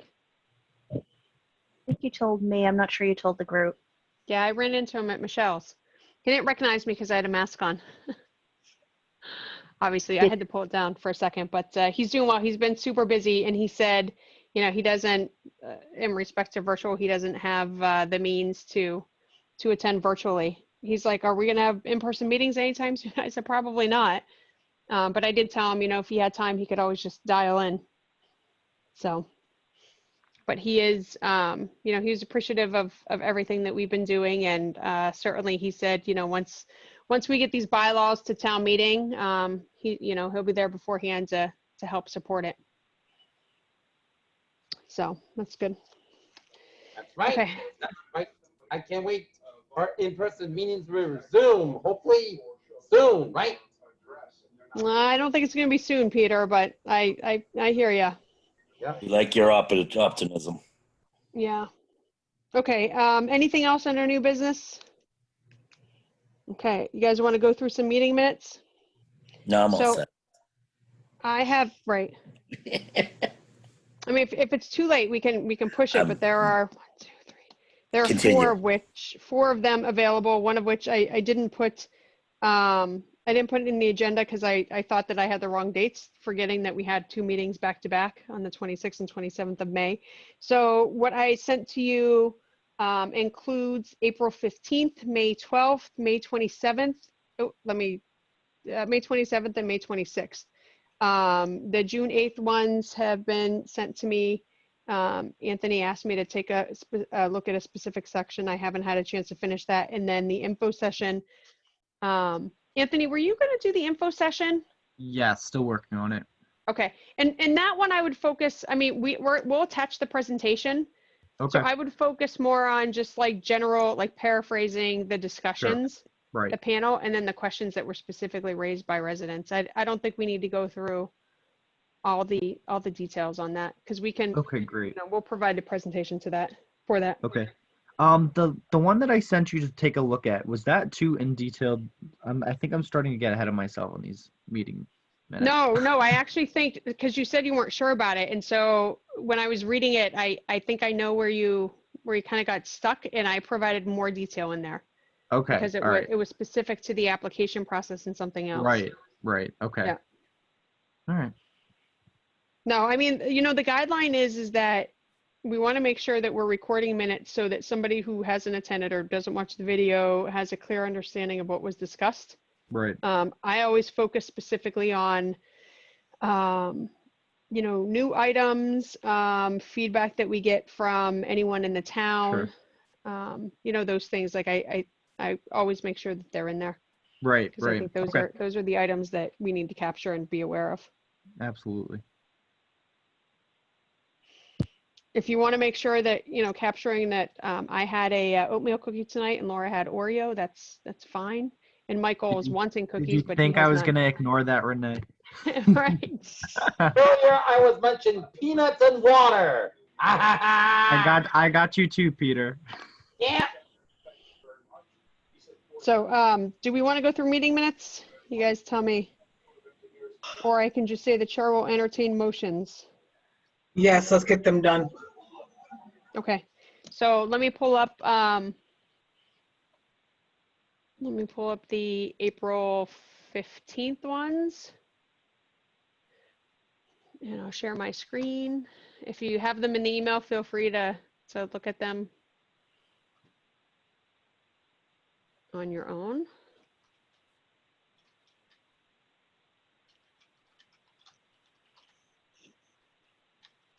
Okay, I'm gonna kind of skip this beginning part because it's just standard on who was there at the meeting. So this I'll go here and I'll pause for a moment if you want to take a look at. This was the meeting that Alyssa and Nick came to present. Mike, you might think this is structure a little differently. I took yours and pasted it into the template, then added just a couple bullet points.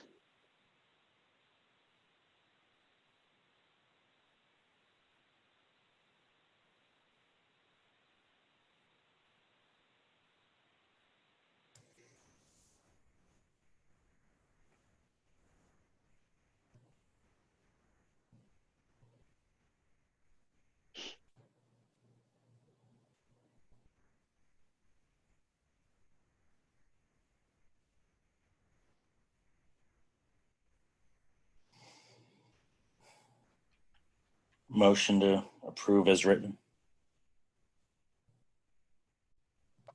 I second. Is that Denise? Yep. Sorry, I couldn't tell. Okay. All those in favor, Michael? Aye. Denise? Denise, are you muted? Okay, gotcha. Laura? Yes. Sandy? Aye. Anthony? Yes. Mike Massini? Yes. And I say yes too, so unanimous. April 15th meeting minutes approved as written.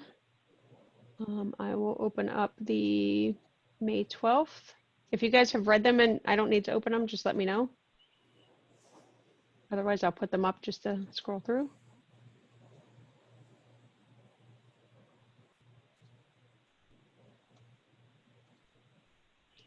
I'll skip over the first section, it just has the folks who were there. This was the meeting where Jeff came from Condyne and reviewed the Norton Commerce and the Blue Star.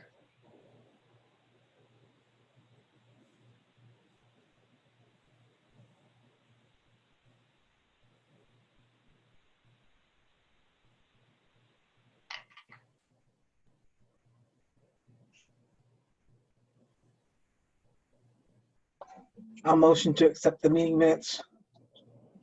Second. I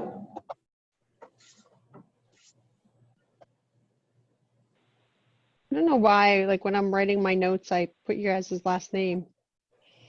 It's the weirdest thing. Okay, so for the May 12th meeting minutes as written, Michael? Aye. Denise? Yes. Laura? Yes. Sandy? Yes. Anthony? Yes. Massini? Yes. And I too vote yes. So those are approved. The next set is May 27th. Madam Chairman, can I change my vote to abstain? Thank you. Sorry, I wasn't at most of the meeting, so I don't want to say yes or no. For the 12th? The meetings that you had, the meeting that I came in like almost at the end of the meeting. That's the one that we just reviewed, right? Yep, that's correct. Okay. I mean, you can still vote on the meeting minutes. Yeah. Do I That's note fine. that, Renee? Yes. Okay.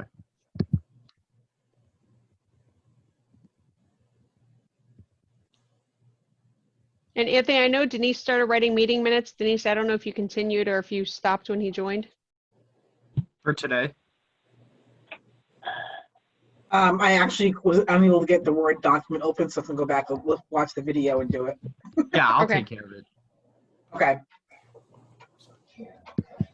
Okay, so the next one is, we're going to go to 527 first, because that's how I have it written on my page. I record the people too, just in case, if we lose the meeting. Let me share my screen here.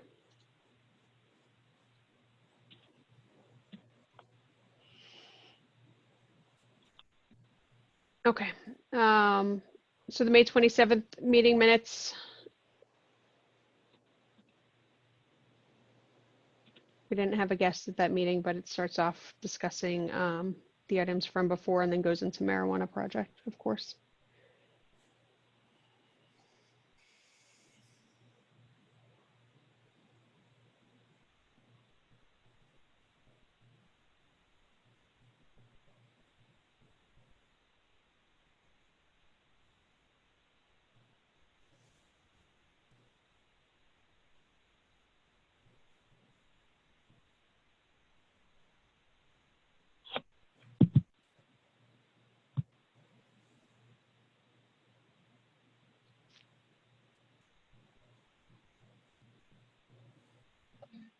I'll motion to accept the meeting minutes.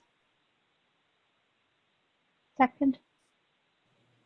Okay, Denise, motion, Laura, second. Michael, Aye. Denise, Yes. Laura, Yes. Sandy, Yes. Anthony, Yes. Massini, Yes. and I too vote yes. That's 5:27. Let's move to 5:26. The I noted too on the 4:15, I think it was 4:15 meeting minutes, that the presentation from Lucky Green Ladies will be attached to the meeting minutes as well. And then I think on the 5:26 meeting minutes, there is a reference. It looks like I attached it twice on the email. I apologize. It's the, I'll open up, but it's the reference document that I submitted to the planning board, noting the changes from the initial public hearing from May 5th to the public hearing on the, I think, 26th. So let me share my screen here. Again, this is for the 5:26 meeting. This was our the continuation of the public hearing.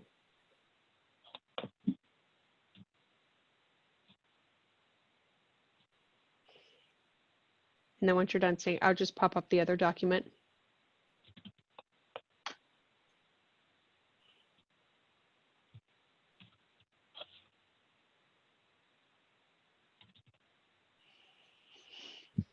Renee, can you just scroll down a little bit more? I sure can. Oh, okay. All right. I remember that one.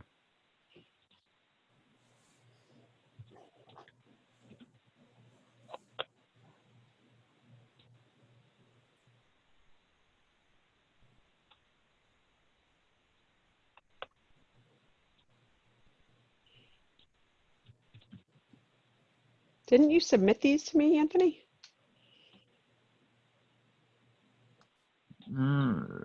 Scroll down a little bit more. I don't remember which one I submitted, to be honest. Yeah, that one was me.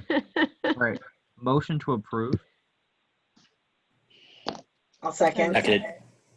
Okay, I got Denise on the second there. Hang tight for 1 second. Let me just show the other document quickly. So as I mentioned, the other document is a reference. This was sent to Paul.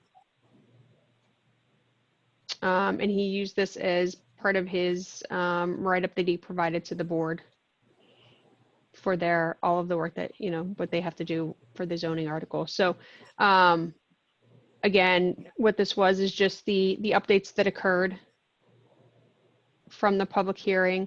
And then there was one, I think, that actually occurred on the May 26th meeting that I put in here as well, so that there was a compilation of all of the things that were changed, as well as a couple of the concerns that were noted in town council's advice. So it includes not only the bylaw, but also the overlay. So the changes in the overlay with the different, what I call backgrounds, but they're not backgrounds, but the zoning view versus the satellite view.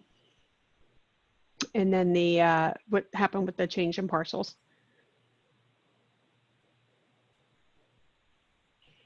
Okay, so with that being said, so the meeting minutes for 5:26, as well as this reference document that will be attached. Michael? Aye. Denise? Yep. Laura? Yes. Sandy? Yes. Anthony? Anthony? Yes. Massini? Yes. Okay, and I too say yes. So those meeting minutes are complete. And that wraps it up. The June 8th and June 17th will come at the for our next meeting. We'll review those. Okay, any other items before we adjourn? Okay, well, thank you guys. I have some work to do on the application process to get it, just the revisions to the Board of Selectmen, and we'll talk about our discussion with them tomorrow, and hopefully we'll get that approved and be able to move forward with the application process. Okay. Chair will Thank you. entertain a motion to adjourn. So moved. Do I have a second? Seconded. Was Second. that, who was that, Tool or Michael, was that Massini. you? Massini? Thank you. Sorry, gotta do roll call again. Tool, Aye. Denise, Aye. Laura, Yes. Sandy, Yes. Anthony, Yes. Massini, Yes. and I too say yes. So we are adjourned at 9:32 p.m. Thank you guys very much for a discussion tonight. Good night. Thank you all. Good night. Andy, good night. Thank you. Michael, Good night, Dave, everyone. good night, Bye, Tony, Peter. Good night, guys. Peter. Good night, Laura. Good night, Alyssa. Good night, y'all.